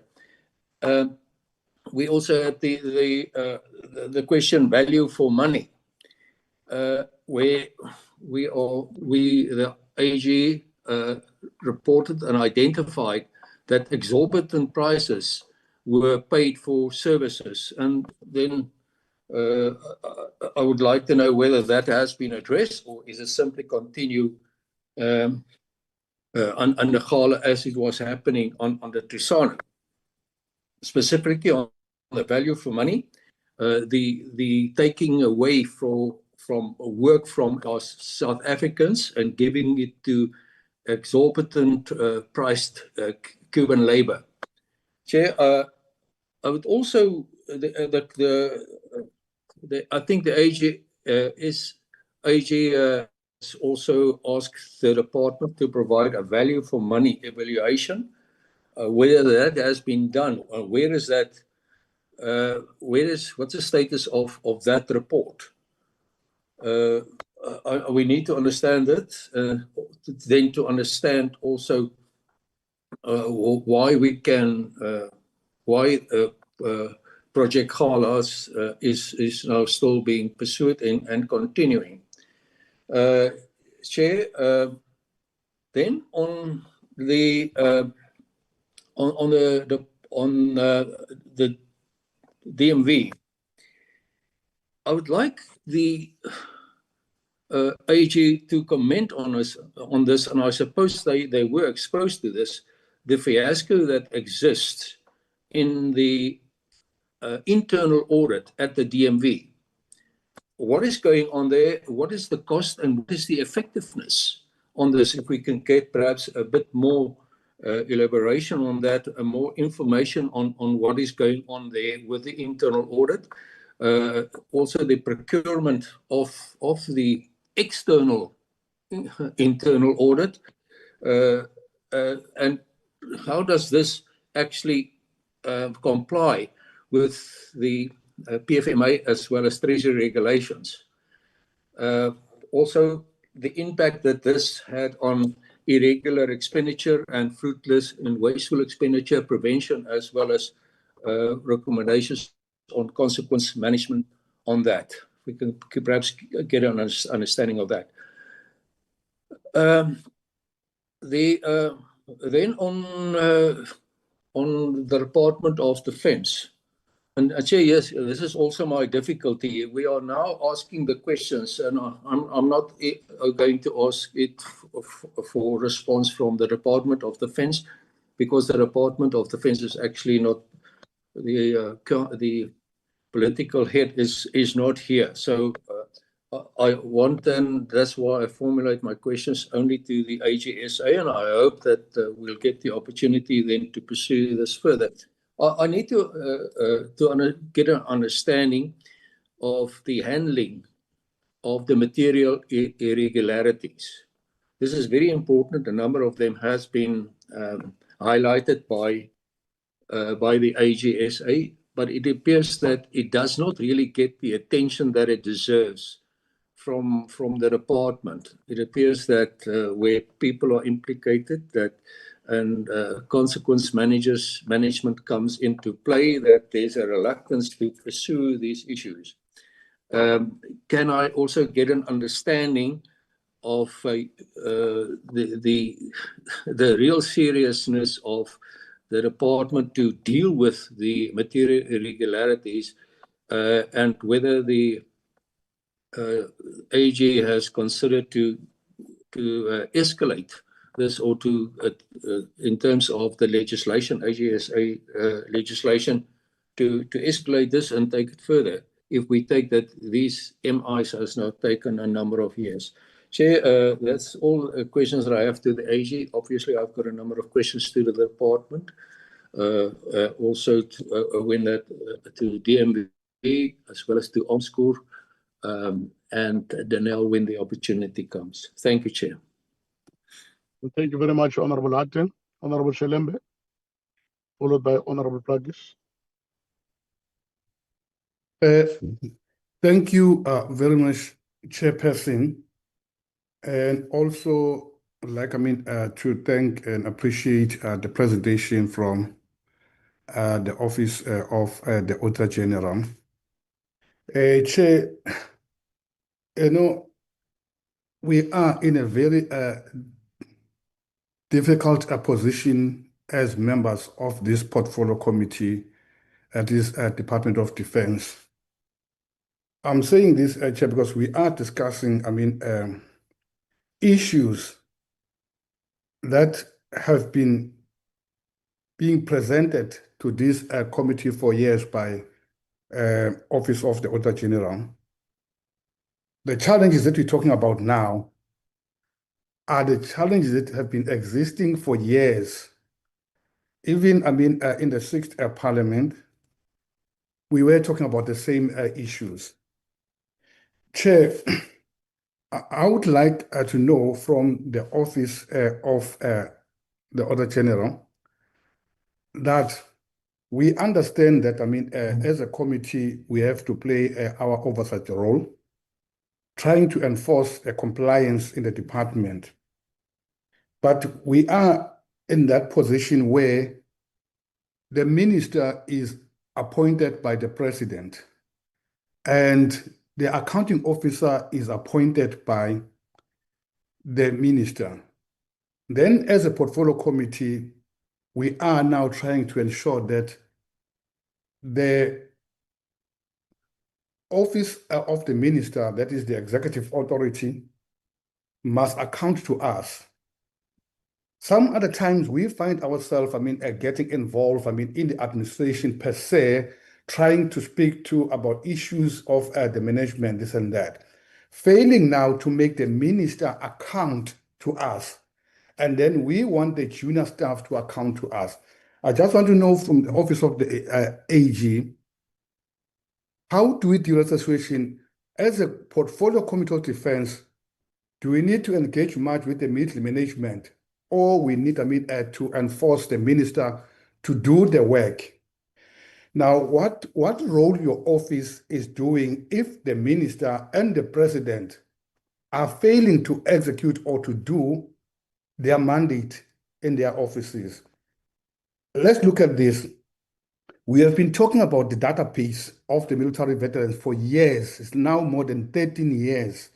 And the Department of Military Veterans is yet, to implement that database. We have been talking about the issues of lack of consequence management for years. And we have been talking about the filling of critical positions in a department. We have been talking about the delayed service delivery to the military veterans. Now, another issue now is the issue of the internal audit. That the department, I want to include the minister, that the minister is accountable, has failed to ensure that we have that committee, but instead have allowed that this critical function is outsourced. Now, Chair, my problem that I have now is that what is that now we can do other than what we have been talking about for years? And even the seventh administration, this portfolio committee has been in the office for more than a year now, but is talking issues that were raised, last year. I know that, the AG, some of the issues may not be responsible, but I want to know from what is our position now to say this problem is solved. The problem that we have now is that the Minister of Defense is failing to make those officials appointed by her office to do the work. We have a problem where the president is aware that the Department of Defense is dysfunctional, and I have not seen any input from the president to intervene. Well, we have seen where the president said now there is sort of like a presidential task team, but to deal with the issue of the military veterans. But even that committee hasn't done any work enough to take care of the military veteran. Now, we are speaking about the employment placement policy that is in place, as we have raised that, some of the military veterans are below 60 years old, but as I'm talking now, no job placement has taken place in the last, 4 or 5 years to take care of that. We have the issue now where, our call center is not working. So now my problem is we are raising these issues in each and every meeting. What role has the Office of the AG can assist to enforce compliance by the minister and the office, of the president? I believe the committee is doing its much, effort or its best to ensure that, especially the military veterans, all the department is working, as expected, but it's not happening. As I'm saying now, next year, we will be talking about the same thing, no improvement. It means now we as the oversight committee, we are failing because the minister and the president are not doing it. I don't want to talk much about the accounting officers. The issue of the critical position, the minister, Department of the Military Veterans, now it's almost, like 12 months or something, the minister is still struggling to appoint the acting the director general. If you look even in that department of the DMV, there are a number of critical positions, especially in the senior management, as highlighted here, that about 38%. How can you expect that department to perform if there are no people to do those responsibilities? My question will be just, how can you help us as your office, whether you can influence the enforcement or what is that the committee must do now, because the committee has done its best that this is what the committee wants as to promote the service delivery for military veterans and at the same time to ensure that, the functioning of our SNDF is doing what is expected. Thank you, Chair. Thank you very much, Honorable Shelembe. Honorable Plugis, followed by Honorable Nandi. Thank you, Chair. Chair, I think the colleagues before me have raised a lot of issues. I will really plea, because the committee itself finds itself between a rock and a hard place. We are trying to advocate for increased funding for the Department of Defense, and when we get to these reports, it becomes a serious indictment to ourselves, as we are crying that the department must be funded and get more funding, but what is done with the funding, it cannot really be accounted for. I think some of the colleagues have raised the issue of we cannot have a department's chair that is ongoing with continuously irregular expenditure without serious consequences. And my issue should lie with when you have people that are acting, they don't really take responsibility. So the issue of the feeling of critical pose becomes more important. And I don't know why it takes years for a department to appoint senior managers, CFOs that have been there annually. They will not really take accountability if they are acting. I think proper CFOs will take proper responsibilities if they are hired to do the job. We have been having most of the departments, we have acting CFOs, and that cannot be chaired, where they must take responsibility for the spending of the money. We have that kind of leadership. My main question, Chair, is on the Kgala matter now. On what the AG is raising, there's constitutional issues, there's financial irregularities in that. There's a non-process of the agreement. What is the logo standing of that agreement now? I just want the AG to clarify me to say that with all what they find in that agreement, what is the logo standing with all the aspects that they've raised, even the constitutionality of the agreement itself? Should it then be agreement that we take forward, or shouldn't we go away with that agreement as there's constitutionality in it, that there was no process and it's irregular? Chair, that is my main question. The others, we can speak till Jesus comes. If there's no commitment to change it, we will be here next year again, Chair. Thank you. Honorable Non-Danger, over to you. Okay, I only have two questions. One goes to you, Chair. I'd like to understand the status of this meeting, considering that you told us that the minister wasn't invited to this meeting and is for us. Now my confusion comes from the fact that the staff, including Mafu, from the minister, from the department, is here with us. So that's where I would like to get the status of the meeting. My second question goes to the AG's office. We hear that the Department of Military Veterans has an unqualified audit. I would like to understand the areas of improvement that resulted in an unqualified audit outcome. I thank you, Chair.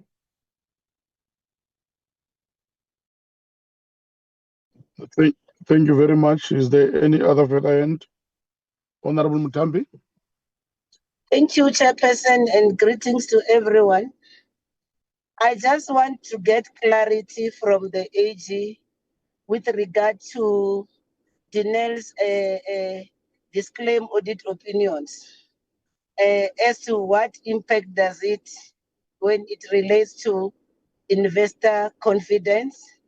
Also, then what is their thinking? Is it a leadership issue? Because if this Dinel has been disclaimed over the past year since 2017, and then that's where we are.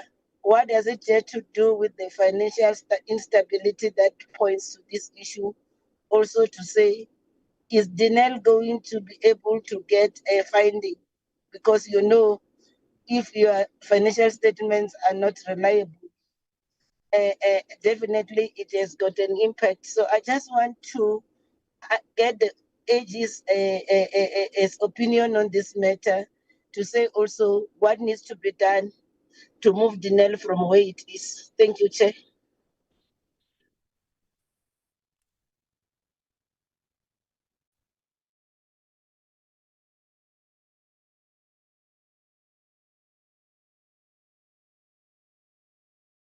Chairperson, I'm done.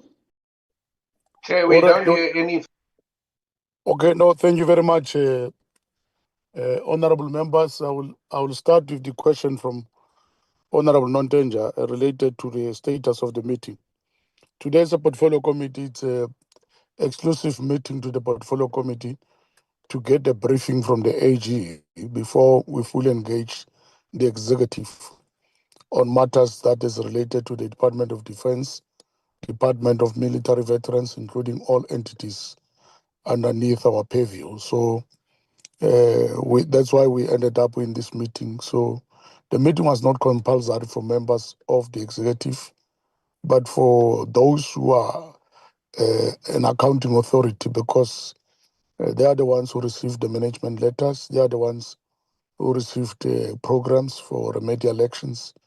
They needed to be here for purpose of this particular exercise of our engagement as the portfolio committee and the AG's report, so that those accounting officers who are responsible can know what is the thinking of the portfolio committee.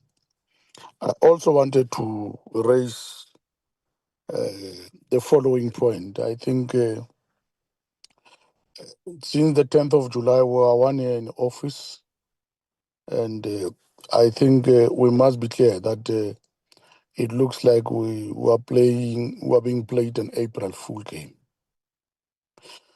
I would request from our side that Secretariat, can you talk to the Board of Inquiries? Can you talk to the Hawks? can you talk to the SIU? I want to summon all of them to this particular meeting of the Portfolio Committee to get a progress report related to cases of the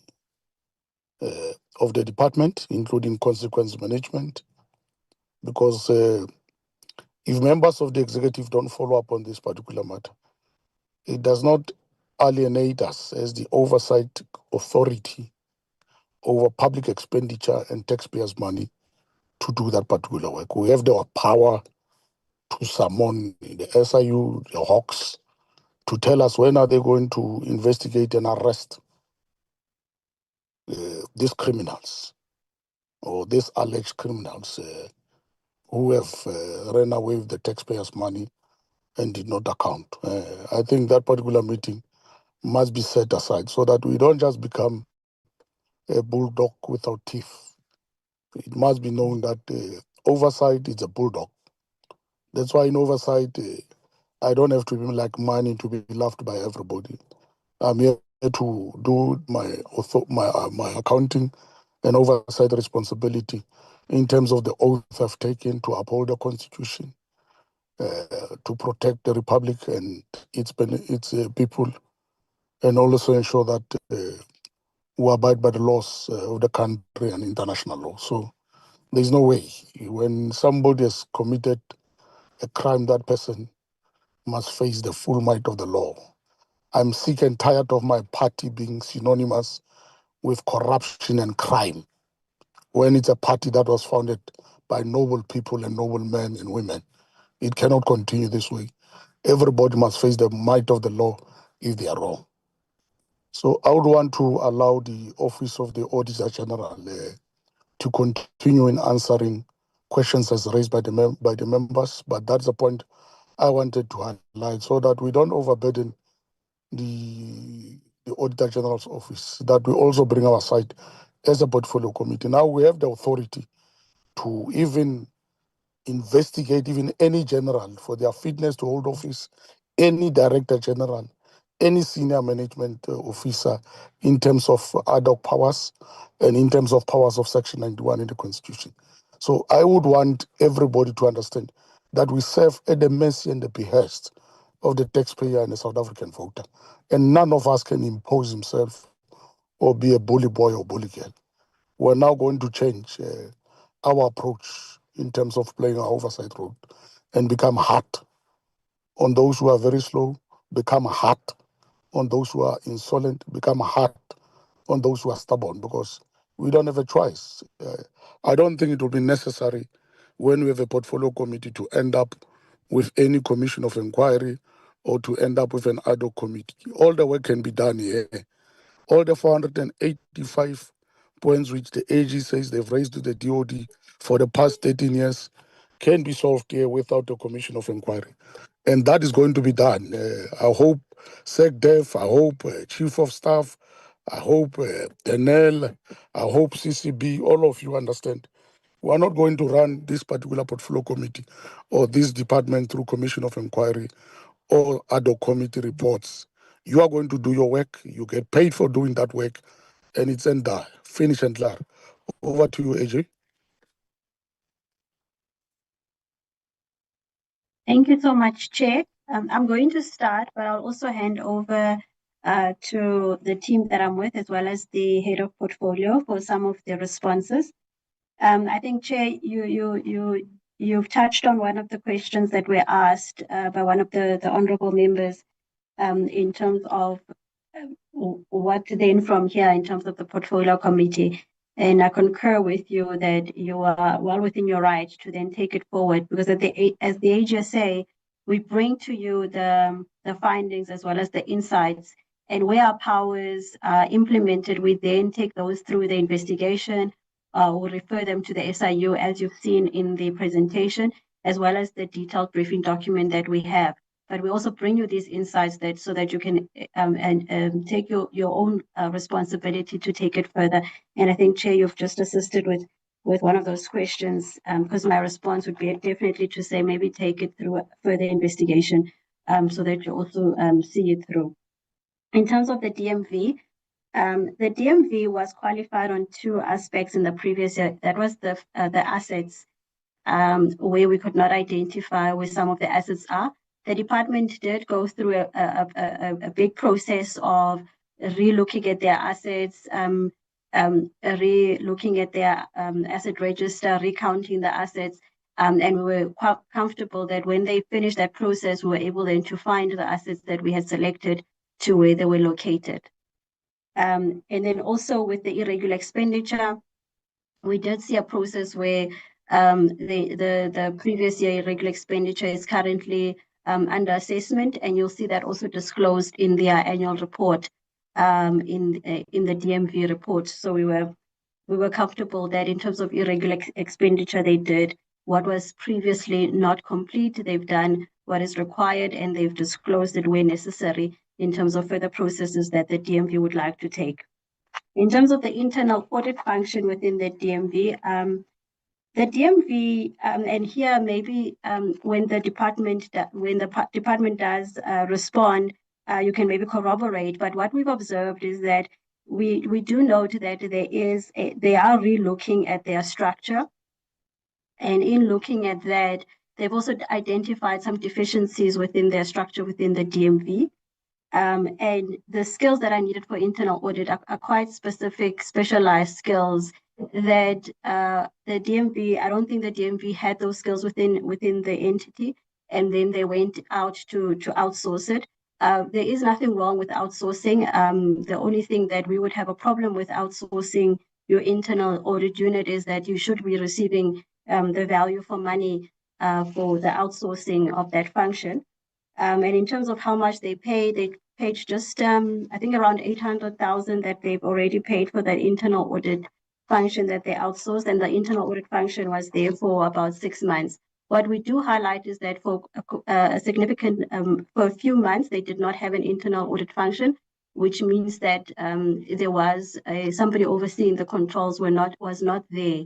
But then they did go and outsource and get that function because they needed that skill and they couldn't get it within the department, and that's why they opted to outsource the internal audit function.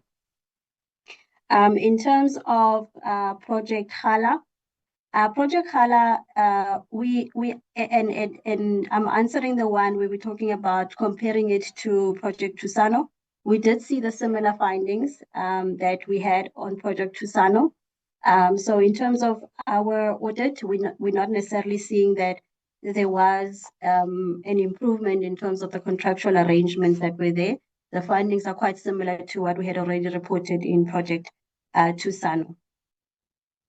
Let me pause there and hand over to I don't know if the head of portfolio, Tami, do you want to comment before I hand over to Fumulani and then to Mbali, just for the other questions that the members had? Yeah, thanks a lot, Michelle. I'll quickly make one comment, and afternoon, Chair, and afternoon to all the committee members. Michelle, there was a question on the unqualified opinion, and I felt that perhaps one needs to perhaps start by unpacking how do we go about auditing a set of financial statements. Chair, you might have heard that when the team was presenting, they spoke about mainly 3 areas of the audit outcomes. One was the fair presentation of the financial statements. Then they spoke at length about the compliance areas, and that is where the issues of consequence management, asset management, procurement and contract management, as well as budget management was also presented by Edward. Then there's also an area of predetermined objectives, which was also highlighted, and that is where the achievement of the target was spoken about. So what the audit effectively looks at is when we begin an audit, we first look at the set of financial statements that is provided to the auditors, whether it fairly presents in all material respects and aspects the financial affairs of an entity or a department as it occurred in the financial year. So what it means is that based on what Michelle has said, the DMV was able after some time to be able to provide a set of financial statement that reflects the fair state of affairs in the financial statements. Then what we normally do is as part of the process of embarking on the expenditure part. So when you spend and presenting your financial statement, you need to do that while you comply with the laws and regulations that are actually affecting the operations of that particular department on the entity. So we looked at the financial statements, but then when we look at when the cash flows out, does it complies? And if it complies, we then give that particular aspect a tick as well.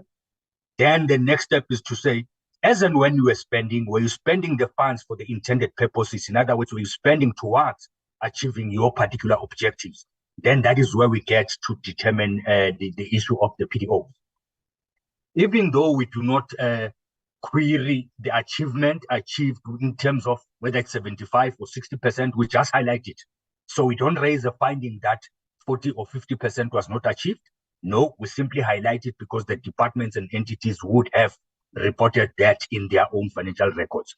So in this case, when one looks at DMV, indeed, DMV got an unqualified opinion because we were satisfied that the financial statements that they've actually provided do fairly represent the financial affairs of the department for the year under review. So I just wanted to deal with that particular issue early before we lose it, because when we talk of unqualified opinion, maybe the notion that gets into the public space is that everything is perfect. It's not everything perfect. It might just be that there are compliance issues, or there are predetermined objective reporting issues, or there's both compliance and predetermined reporting issues which exist in this particular space. Then there was also an issue that was raised in terms of the assets disappearing. And I think the team, perhaps Edward, tried to elaborate briefly in terms of the issues. When we go and we audit the assets, Chair, we look at the assets from the existence. In other words, if you've got an asset register and you're saying these are the assets that I have, do they then exist? In other words, we select from the register, we go to the floor and we try and we find those particular assets. If we do find them, we then confirm that in that particular instance that these assets do exist. Then we select some assets from the floor and we follow them through to the register. And then that actually tells us whether all the assets that are on the ground, which should have been in the register, are actually in the register, which is the compliance part. So based on what Edward has said, Edward said there were assets which were selected, but they could not be found in that particular location. So no further investigation did the team do to confirm that those assets were actually stolen. That's not what the team has said, but I just wanted to highlight that to say what then happens is that we give recommendations to the department for the department to then follow up and figure out where these assets are, so that the financial statements, including the asset register, for example, can be updated with the correct location, so that should a need arise to utilize those assets, the department knows where to locate those particular assets. Then, Chair, there was a question on the locus standi of the agreement. Chair, I think that particular question went beyond the purview of the audit and the responsibilities of the AGSA, because what we simply did, we looked at the agreement, and in looking at the agreement, we looked at the agreement in line with the compliance framework from the PFMA, including the Treasury regulation. In other words, what needed to be followed in order to enter into this particular agreement. And the team has confirmed that this particular agreement has got some irregularities in it, which implies or which means that once the department starts spending, there's likelihood, very high likelihood, that the irregular expenditure will shoot up again because the non-compliance has already been identified. So the locus standi part, we did not audit that, we can't audit that, and we do not have the skills and competence to pronounce on the legalities of a particular contract. We can point out to the non-compliances that has transpired in that particular agreement, which is what we've done as this particular team. So in terms of the value for money, again, Chair, it will become very much clear once the expenditure starts being made, because at that particular point, you want to see what expenses has been passed in terms of the financial statement versus what goods and services have been delivered on the other hand. But what becomes important is even though the goods have been delivered and an expenditure has been paid, that expenditure will need to undergo a test of saying, had we obtained these goods from within the country, were we going to pay this kind of an amount, or is this amount that we're paying, are we being overcharged for that?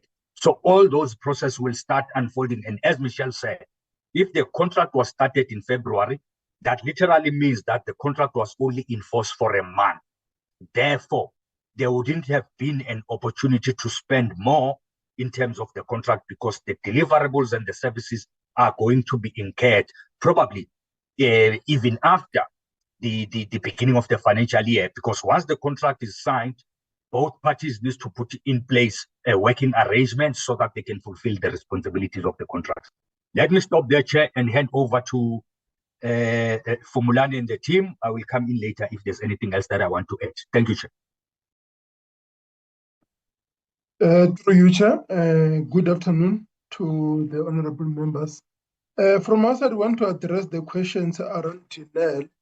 The first one is with regard to the tabling. Chair, you will remember that Dinel audit was on hold for quite some time during the time when the operations have come to a halt and Dinel was no longer submitting the financial statements. And in 2024, mid-2024, we then managed to sign the audit reports for the financial years 2021, 22, and 23.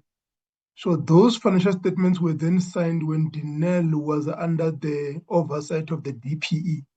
So the DPE needed to have then tabled those financial statements and the annual reports because PFM is very specific in terms of once you receive financial statement, the audit report from the auditors, you then need to have a particular few months to then table the reports with the parliament and also to host the AGM, something that has not happened as well. This year, we managed to then sign in July the financial statements for 23-24 financial year. That now was under the DOD, when the land now is under the DOD. So what I'm trying to demonstrate in terms of the two departments is the transfer of the oversight responsibility of DNL from DPE and to DOD appears to have created a vacuum that there was an overlap or lack of clarity in terms of the responsibilities. Because for as much as the DOD is saying we took over DNL from 1 April 2025, the question then becomes from the time when the proclamation was signed in August 2024 up to April this year, what have been the arrangements between the DPE and the DOD in terms of the transition arrangement of transitioning this particular entity? And that's where we think that's where the gap would have happened and resulting in all these challenges with the terms of the tabling. So, with that saying, we are recommending that there need to be a follow-up with the department in terms of when are the reports of DNL going to be tabled. In terms of what needs to be done, again, this vacuum that we're making a reference to shows to an opportunity that an opportunity or a gap that needs to be taken care of in terms of oversight on the board of DNL. Yes, 3.4 billion rand was given to DNL, and the board has spent in terms of what staff money to articulate for us in terms of how much was left as at the end of July this year, what they've managed to achieve or not achieve, and all those things. And we've got serious concerns in terms of how that money was spent. Then the question becomes, who was overseeing the board in relation to the spending of that money, in line with the conditions that were put to for them to say, you're going to spend this money for this thing, and this is what you're going to use. So you're going to use this money to fund the turnaround plan. What are the milestones that they had committed in terms of the turnaround plan in line with the spending of the money? That oversight from the Israel Authority point of view appears to have been missing. So from our side, when we say what needs to be done, we need to restore that element of accountability in the ecosystem, that the executive authority needs to put together a capacity or a team that is going to oversee DNL and make sure that the board of DNL is held accountable to deliver against the turnaround plan that they've put together. And that also talks to the necessary revision to the plans, because now we're talking about less than 500 million rand is left available to spend or to invest on the turnaround plan. So the question becomes, if you've got so little money remaining, all the milestones that you still need to achieve for the turnaround plan, where are you going to get the money to fund that? So that needs to be a collaborative effort between DENEL, the department, and the major customer being DOD and AMSCO, to say, for DENEL to succeed, what needs to be done, and how do we then hold the board accountable to deliver on that? Thank you, Chair. Sorry, through you, Chair, there's one question which my team did not address. I think it's the question from Honorable Mutambi regarding the impact of the disclaimer, whether it's from the investors or the funders. And I think the simple answer there, Chair, is that what we have identified is that these outcomes have got a negative effect in terms of, for an example, the bankers providing support to DENEL. And as we speak, the bankers, none of the bankers is actually providing any form of support to the entity being DENEL at this particular stage. So the issue of obtaining an outcome, which is a disclaimer, in fact, a disclaimer of opinion is the worst opinion that an entity can ever get. And if I were to explain a disclaimer in simple terms, what it simply means is based on the set of financial statements that we've been given as the AGSA, we simply cannot form an opinion on those financial statements.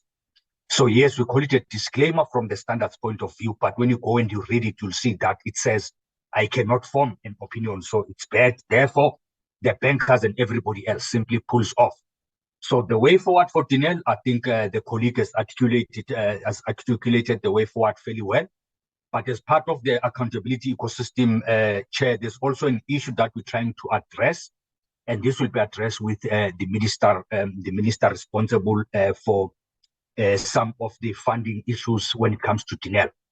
Because previously, when some of these bailouts were given, they are given, but when you look at the conditions that are given, none of them actually drive the issue of sustainability.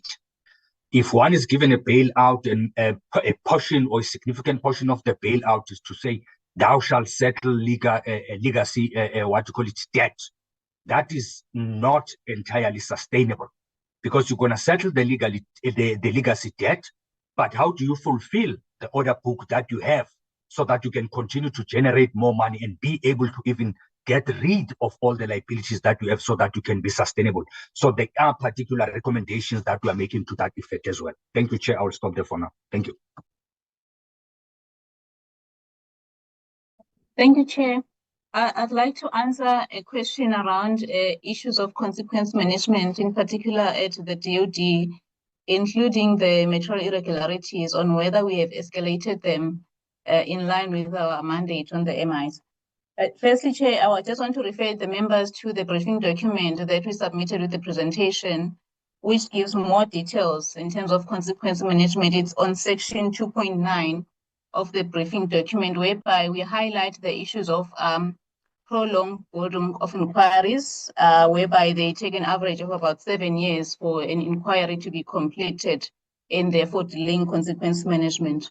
We've also in that section highlighted the issues around the court cases that go through the military court, and when they are finalized, the sanctions are not implemented by those that are responsible. So it is critical that the committee then should call those that are responsible for implementing consequence management, especially the cases where they are finalized, maybe to ask the question why they are not implementing then those particular sanctions from the courts. Chair, in terms of the material irregularities, as we've indicated, we have referred 5 material irregularities within the DOD, some of them to the Hawks and also to the SIU. And the reason for us going that route was because the proper actions were not taken to respond to the irregularities. And part of the reason also with DOD is that the accounting officer, who is the Secretary for Defense, does not have the powers in terms of the Defence Act to then take disciplinary actions against the military members who are then under the purview of the chief of the SANDF. So as a result, in terms of the MI process, we work directly through the accounting officer. But in this case, we had to then refer those matters because the accounting officer was not able to implement consequences against the military members. So, Chair, I want to confirm that we have indeed then used our mandate in terms of the MI process to refer matters where we have to, because we have that alternative to refer material irregularities. The chair of the committee has indicated that then the committee would call the SIU and other public bodies to also then give feedback. And we do support that suggestion from the chair to call them also to indicate how far they are in terms of investigating these matters that were referred by the AGSA. Lastly, Chair, I just want to touch also on one matter, one MI, to indicate that we have also issued a remedial action recently to the accounting officer on one military hospital, whereby the accounting officer was instructed to then take the matter to the state attorney's office to confirm if indeed someone must be held liable for the financial loss that was suffered at one military hospital. And this is also a demonstration of us using the powers from the material irregularity process to also enforce consequences. Thank you, Chair. Thanks, Mbali. Chair, there's just one question that I think we didn't fully address. I think there was a question that says what? No problem. Hello? You can proceed. There was a question. Thank you, Chair.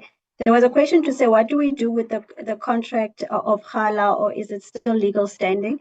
So the PFMA will then require that there should be an investigation, and in that investigation, we would then have suggested that there should be a legal looking into the legality or whether this contract then should either be stopped or how it should be changed. So the PFMA does then put the powers back into the accounting officer to say, what do you do then next? And it does say that you need to investigate, and it should be investigated. And then the remediation processes then can be implemented once the investigation and recommendations are then completed. Thanks, Chair. Thank you very much for your submission. I see the end of Honorable Mutambi. Is it a follow-up? Honorable Mutambi? My apologies, Chair, it was a legacy and sorry about that. Okay, Honorable Niehaus. Thank you, Chair. It is a follow-up. It refers to the issue of the internal audit in the Department of Military Veterans and the fact that it was non-existent for some time. And then there was an external company to whom it was outsourced.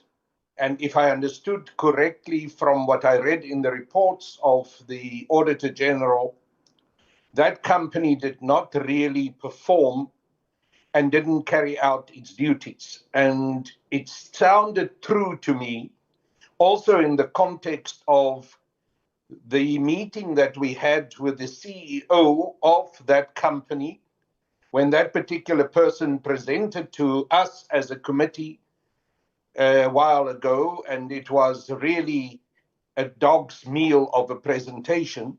So my question is in terms of accountability. If this external company to whom the internal auditing process had been outsourced to has failed to carry out its duties, and it seemed that there was a particularly cozy relationship between the CEO of that company, or is a cozy relationship between the CEO of that company and the acting Director General of the Department of Military Veterans, Ms. Mafu.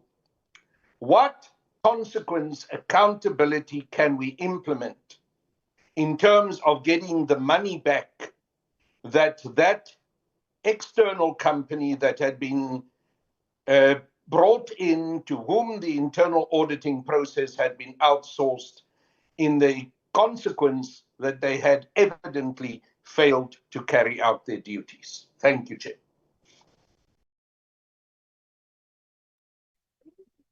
Thank you very much, Honorable Niels. I'm sure this question you are raising, it has more to do with us holding the executive accountable. In the case that this particular expenditure is highlighted as fruitless and irregular, that we follow up with the executive on the course of action that they need to take. I think from our side, that will be an oversight role. But wanting to get into the employer-employee contract, it may be difficult from this level or either from the level of the AG. So it would be my request that we reserve that for questions to the executive related to this particular matter. Let me for now thank the Office of the Auditor General, thank SecDev, Chief of Staff, thank all the support staff from the department, including from the executive, who attended this meeting. I'm sure all of you have taken notes of what has been said. It's no longer a wish or a request that we have to account in terms of the PFMA. It's a must, and I think it will be good that all of us rise and appreciate that particular matter, else the law will have to take its course. And tomorrow, don't say we hate you or we have a problem against you. We are here to play an oversight. We are here to be a watchdog that defends the taxpayers' money in case of corruption or crime or malfeasance. We are the authority that needs to raise alarms. And I think it must be understood within that context. So from my conclusion on matters that have been raised, I would request that those which were identified, the 200 and something cases with BOI, the 400 and something cases which were raised as management letters by the AG with us, you need to give us a report on a quarterly basis related to what have you done with the audit executive from the AG's office, working with respective DMV, DOD, and entities, so that on a quarterly basis, you give a report to the portfolio committee on the progress you are making in relation to respond to the Auditor General. Currently, we did not respond in the MTF to over 16 billion rand, which makes us the most notorious department in the current administration that we have failed to account for irregular or fruitless expenditure of 16 billion. The 16 billion, it was not wrongly spent, but bring evidence of how you spent it on what, and account for rents and cents that we have spent on. So that you make your work easier. Don't put yourself in a corner and end up with commissions and investigations and ad hoc committees which will just spoil your life and your career. That's not what you want. You want to account to the portfolio committee, account to a member of the executive responsible for your work, so that we reduce any level of mistrust or any level of incompetence or any level of undue processes that may unfold as a result of your neglect or your lack of accountability. So I would also want to thank the Office of the Auditor General for continued support. We hope that on issues that you have raised as queries, you will have the pleasure to share them with the portfolio committee, so that from our side we can follow case by case. I know in the Board of Inquiries we were told that the files were stolen in the offices of the Defence Force. I know there's a lack of theft, including of documents, in some of our administrative offices. So if that is the case, bring those things to those files to us, so that you can hand them over to the necessary state institutions to make investigations. But from the Secretariat, please prepare for for the summoning of the SIU, of the Hawks, of the Board of Inquiry of the National Defence Force. All of them, we want them in this portfolio committee to account and tell us how far they with one male hospital, how far they with some project, Easter, whatever that was referred to them, how far they with investigation and arrests. My point is very clear from my side as the chair. My party has been too synonymous with crime as a result of individuals. Let those individuals face the might of the law. We are not going to take a collective responsibility for wrongdoing. Thank you very much. You are released so that we deal with the minutes and the item I requested that we deal with in preparation of tomorrow's meeting. Thank you very much. Thank you, Chair. Thank you, Chair. Thank you very much, Secretariat. Secretariat, can we share the minutes on the screen?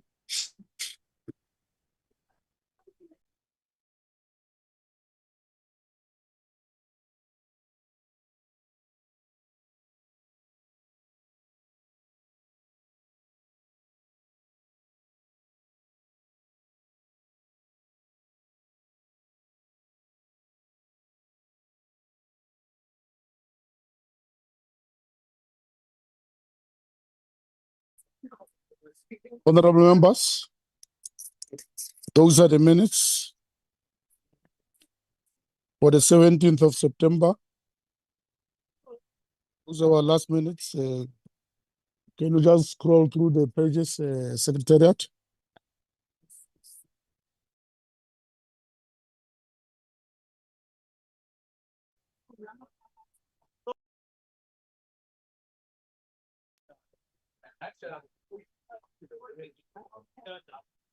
Any matters arising before we go for corrections?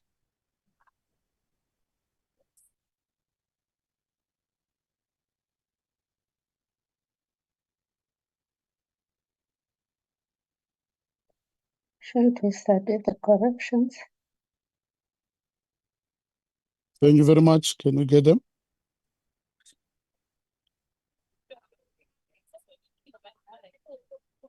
Chairperson, on a point 6, the third bullet. Okay. Take us to point 6, third bullet. The third bullet, can we perhaps can we perhaps there put a date in that will work for us and for the researcher? Okay. Can you make a proposal? Well, I don't know how far it is. Let me say before the end of May. End of November. Okay. Dr. Steenkamp, Dr. Willemse, Dr. Van Rensburg, can you just work on that date? If it's possible that it can be earlier, so that we deal once and for all with the adoption of this international trip. Thank you, Honorable Audit. Any other correction? Can we get a mover and adopt of the second of the minutes? Move. Any I second, Chair. Thank you very much. The other matter I wanted to raise is a point that was raised with me by the Secretariat. I will now allow our Secretariat, they were raising the issue with me of the quorum, that for tomorrow's meeting, out of 11 members, we've got 5 apologies. And for us to have a full quorum of out of 11 members, we need 7 members to be present in the meeting. So let me hand over to the Secretariat. I'm sure matters might have improved. Over to you. Thank you, Chairperson. We have since received 7 apologies from members, excluding that of the Minister, for tomorrow's meeting, Chair. Honorable Dr. William would like to have some additions regarding tomorrow's meeting, Chair. Thank you. Chair, thank you to Amanda for the input. Chair, perhaps before I make any input, I would hand back to you to consider the way forward for tomorrow's meeting, given the high number of apologies and the minister's non-availability, how you see it going forward. No, thank you very much, Doctor. I think we don't have any other option.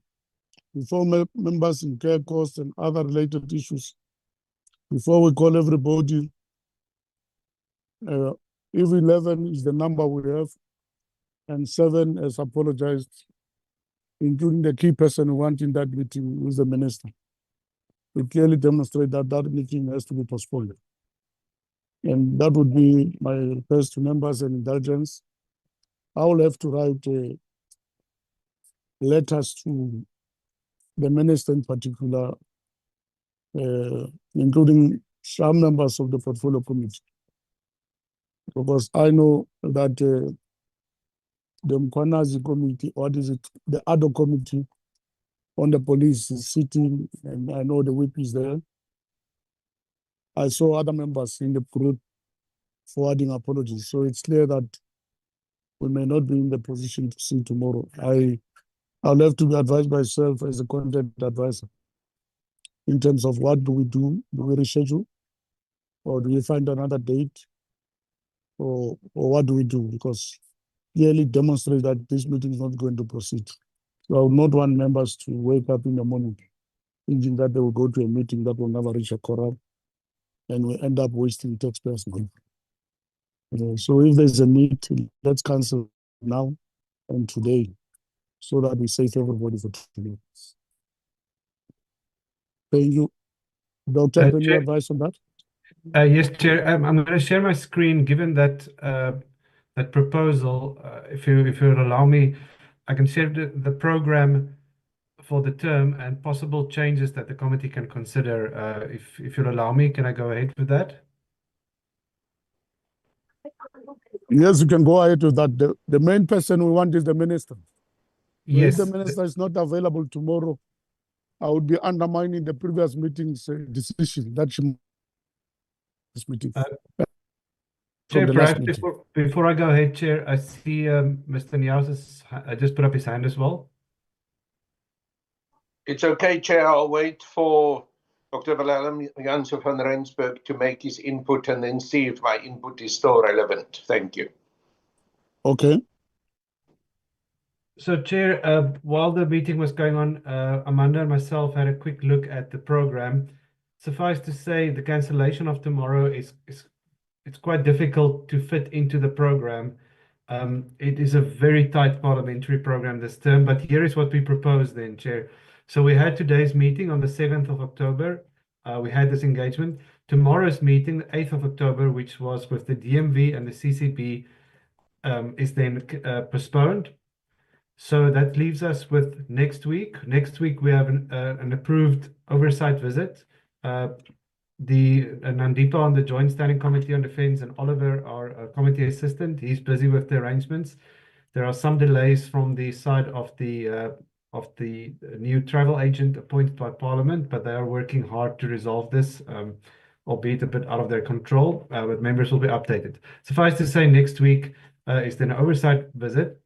Then, members, that leaves us with the next week, the 22nd of October, where we have the long-anticipated update by the DoD and National Treasury on the compensation of employees issue.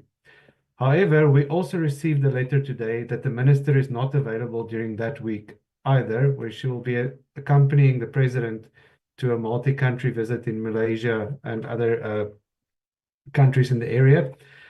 So, in terms of getting the minister here, which is a priority for this committee, this week is then also not viable. So what we suggest then is to move tomorrow's meeting to Monday, the 27th of October. That's the only option, and to make it a virtual meeting because it's a constituency day. So that's our proposal, Chair and members, to move it there. it will require your assistance, Chair, if you agree to this, if the committee agrees to this, it will require your assistance to engage with the House Chairperson and explain the situation, because it is a constituency day. It's generally not feasible on Mondays, but that is our suggestion. Then we continue on 29th October with the DOD and Arms Corps. And the reason we have to push it in before this date, Chair, member, is that the 30th of October is the deadline for the submission of the BRRRs. So our suggestion is to move everything to that week. And just two more changes, Chair. The 12th of November, I suggest including the SIU and Hawks to brief the committee. We make the meeting slightly earlier and we get the SIU and Hawks to brief the committee. And then next year, the first meeting, to agree that would be an update on consequence management in the DOD, which would be an update from a meeting we had earlier this year. Just also to note, Chair, there is an upcoming meeting on the status of Project Hoefyster. But back to the question of the day, we suggest, Chair and committee, then that we move this whole matter of tomorrow, we move it to the 27th and deal with the whole BRRR issue in that week of the 27th of October.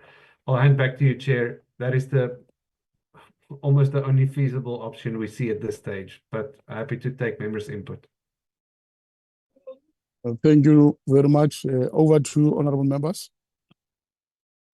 Chair, I've got my hand up. Can I proceed? Chair, can I proceed? I raised my hand again. You can proceed. You can proceed. It's Honorable Niaus, Honorable Plakis, Honorable Shelembe, Honorable Chair, Mantenga, I think it's a constructive proposal from Dr. Willem Janse van Rensburg. But I would like to urge you, Chair, to make every possible step and take every possible measure to ensure that the minister will be available on the 27th of October. As you quite correctly pointed out, Chair, this meeting cannot happen without the minister being present, and therefore the meeting of the 27th must be dependent on the availability and presence of the minister in the meeting. That's the only rider I would like to make. And otherwise, I would like to propose, Chair, that we take the proposal that had been formulated by Dr. Willem Janse van Rensburg to take us forward. Thank you, Chair. Order. Honorable Plakis, followed by Honorable Shelembe.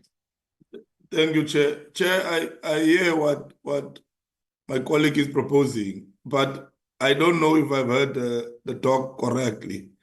To say that on the 22nd already the minister is also not available in that physical meeting. There's a letter already with him that says he's not available on the 22nd also. Yeah, and apparently that was a meeting where we've postponed to get both the Minister of Finance and the Minister of Defense in that meeting. So what will be then the use of that meeting continuing, knowing that the minister is not available again? I'm just asking, Chair, because both of these meetings need the minister. And she's clearly saying that on the 22nd is not here. You must now get there on the 27th. What about the 22nd, which is more important meeting on these matters that we are talking about? So I don't know, Chair. I'm just worried that if we need the minister, and there's already a letter of the minister that is saying he's not available for the 22nd meeting already, what is the use for us having that meeting then?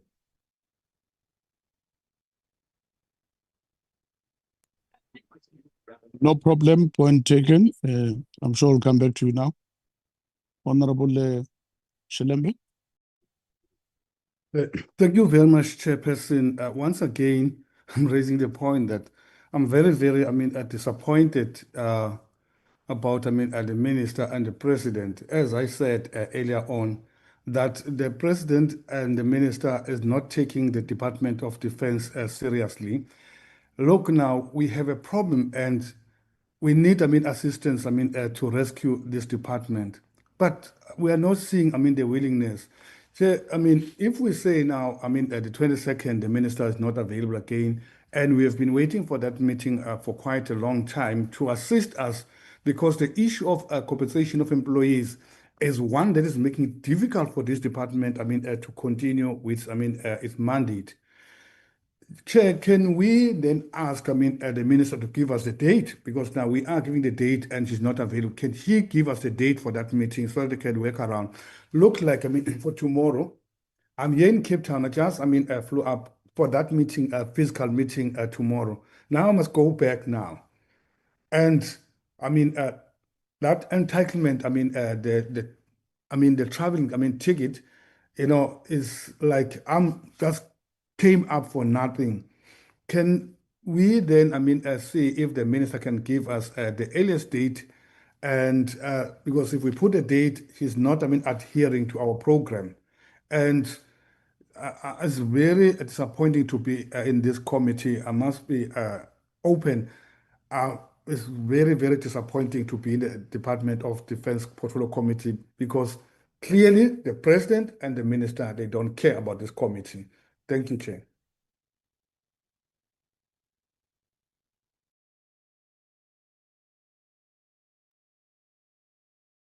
Thank you, Chair. I suppose I have to just take it. Chairperson, I think Honorable Plaki has mostly covered me because there is no point of meeting the other ministers if our minister is not available. So maybe we should move that meeting to that day. But I was also having another point that say, can we consider taking the 28th instead of the 27th? Because on the 27th, it's not going to be easy to have a quorum on that day. I can bet you now, because of the traveling and all that, people coming back to Parliament.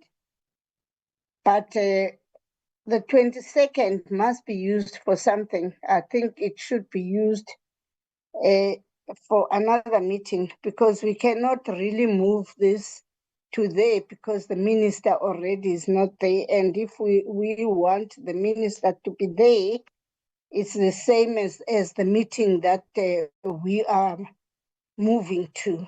So, but my proposal was that can we consider the 28th and see how many of us will be available on the 28th?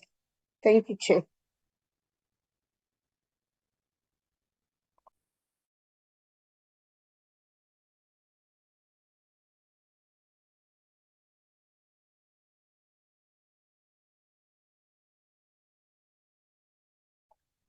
Hello?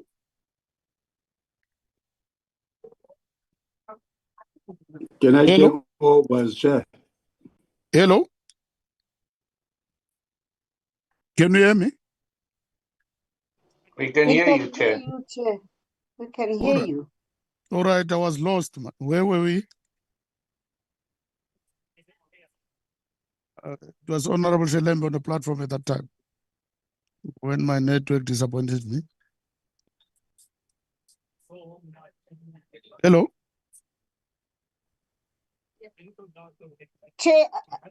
Chair, we can hear you. We Yeah, can but hear you. Can you hear us? I can hear you, but I can't hear the presentation. Okay. Honorable Shelembe was proposing that the minister must be the one who's giving us a date and we work around that date.